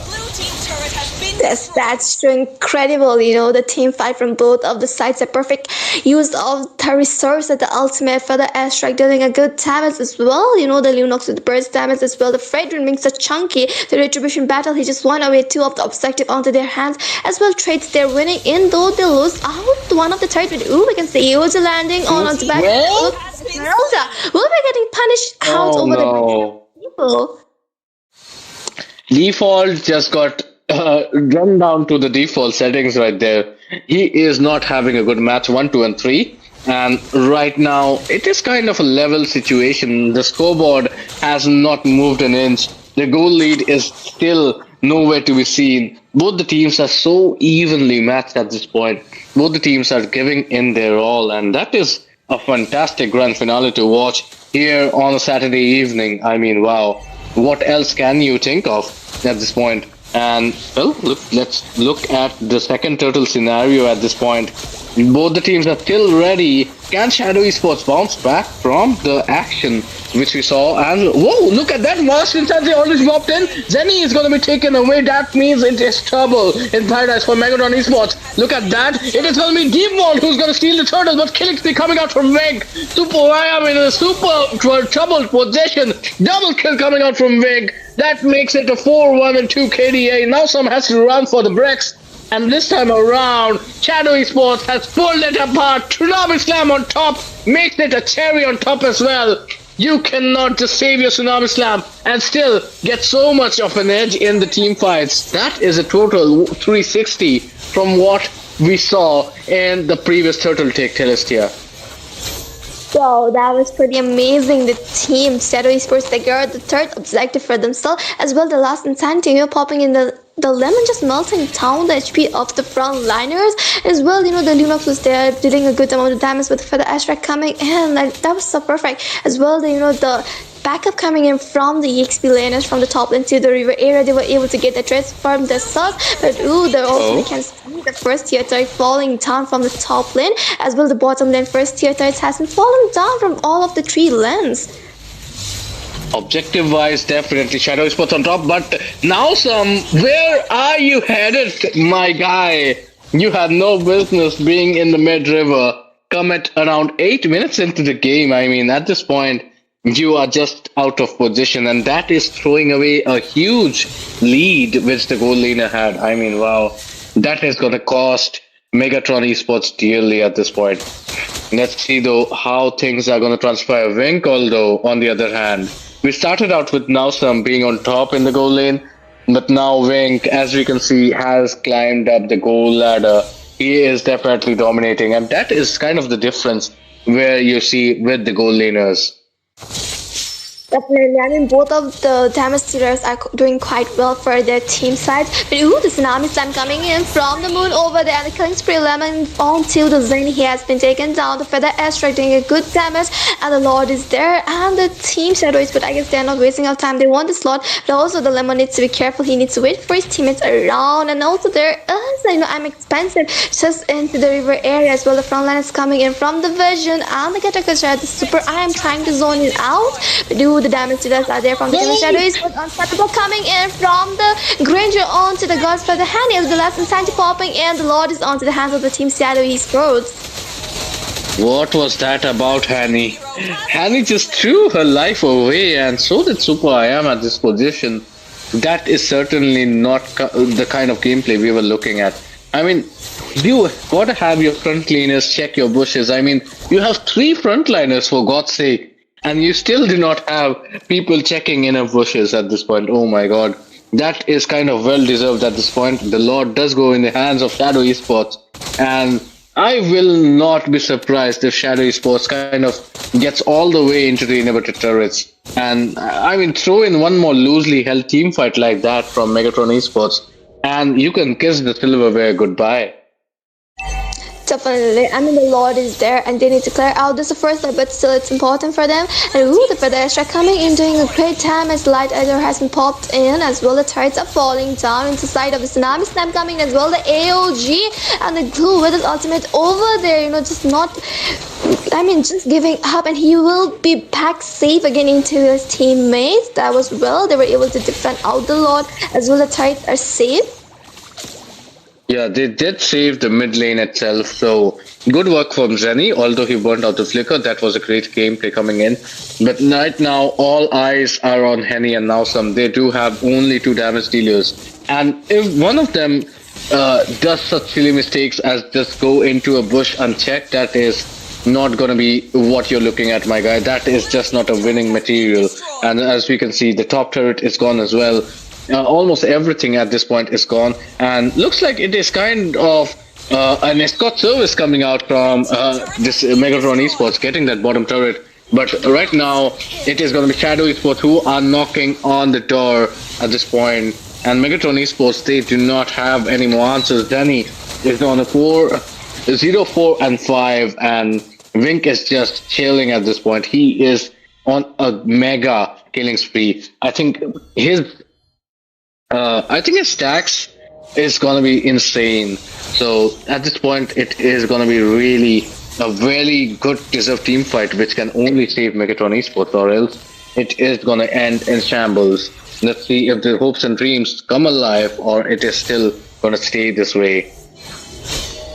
Definitely. I mean, the damage dealers, they need to be careful. Like, if their front line is not taking the boost, they should not go over there, because the Lunox and the carry are the ones who are dealing a good amount of damage, and they are the one who will be melting those front liners, because they have the three chunky heroes for them to give the set to sustain out. But also, like, they are the only damage dealers they have to keep in their mind before diving in too much deep, and they have to do the damage but as well maintain the position, because they have someone to dive in. There is a, the Lemon with the expert there with the last insanity, Esmeralda with ultimate, and this Moon will be coming in with a tsunami slam to catch up onto the carry or either onto the Lunox, so they have to be careful around that. But with that, the team Shadow Esports, they were starting with the second Lord dance over there, and I guess it might be the easy Lord with the feather aspect coming into zone out, as well as Ghetto Kacha is there, but he should not dive in, and the Lord is in the hands of the team Shadow Esports. We can see the last stand popping in the mega kill onto the Iron Expensive, and he has been taken down. Yeah, and the emotes, the recalls coming in. It is time for celebration for Shadow Esports. They know they are close. They know they have gotten in the bag. And right now, Megatron Esports are just in shambles. They are just crumbling under pressure. They are making mistakes which they haven't all series. And now they are going to be the ones who are gonna be taken away. Look at that godly feathered attack coming out from Peter. That is gonna make Siang's life hella difficult. Annie is already out. Now some can be next, but it is gonna be an overzealous Moon who gets taken away instead. But still, it is a 4v4, and the goal lead is definitely in favor of Shadow Esports. The Lord marching down bottom. It is gonna be a test of courage, a test of skills at this point. The greatest challenge Megatron Esports has ever faced is knocking in the front faces. Can they make a defense is the question. Right now, Shadow Esports are trying to open all doors to victory, that is. But let's see how things are going to transpire. Feather Attack once again coming in, and it is going to be a lot of damage unless somebody can stop it around. Let's see if anybody can get this victory. Look at that. It is just going to be Lemon who is going to use the insanity to get the turret down. But here comes the re-engage. Now somehow gets the carry. It is going to be an overall engage. But Wink hitting from the backline. Nobody to stop him out. And Wink is going to get a triple. Misses a maniac as well. This is the grand finale, and boy, are you ready for this? Can we get the savage? No, Lemon is actually gonna steal his superstar moment, but it is at the end of the day Shadow Esports on top. The Siang Championship is theirs for the winning, and congratulations to them for such an emphatic victory. Celestia, I'm out of words here.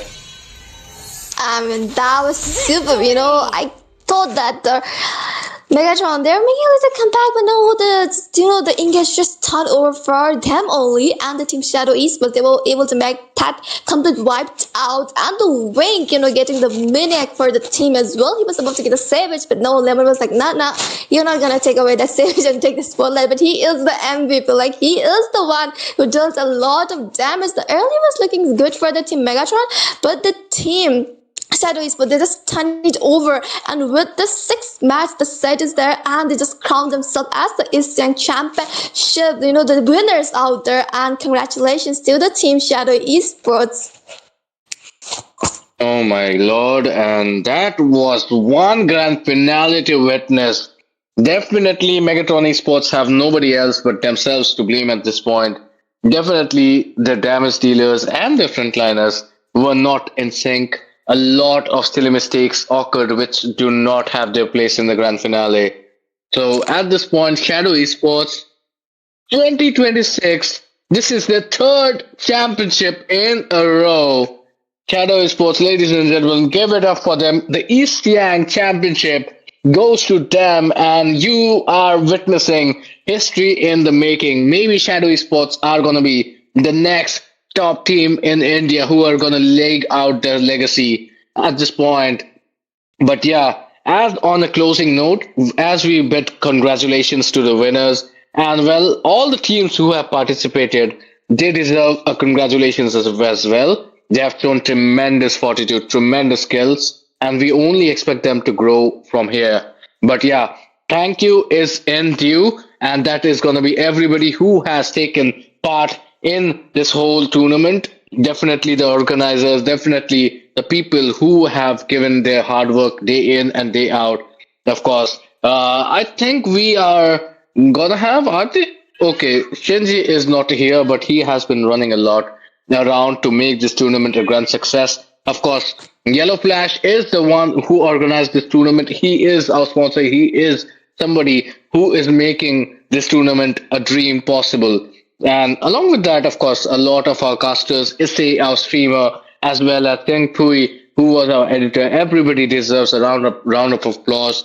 Celestia, Sarah, and a lot more people. Numi is there as well. I apologize if I'm missing somebody else out. Miko is there as well, and a lot more people who made this possible. So thank you guys for tuning in, because you guys were the ones who made it all possible. Without you guys, it wouldn't even matter what we had. But tonight, it is going to be an end of this one. But God knows with what is coming up in future. So thank you for everybody who tuned in. And unless Shinji has something to say, we are going to be taking it out from here. Shinji, do you want to have some words? Absolutely, absolutely. Thank you for joining everyone, and especially thanks to all of our customers who joined in and helped us, and our management team as well, who helped me to manage this tournament really very well. Our streamer, our referee, and all our casters. I'm thankful to everyone who joined in and helped me to, make this tournament a success, and we'll be continue to bring this kind of tournaments in future as well. And congratulations to the winning team. That's it from my side, and thank you, Roots and Celestia, for continuing and casting so well till the end. And I'm thanking all the casters as well once again. Yeah, it was a pleasure, Shinji, and it was a pleasure for Siang as well.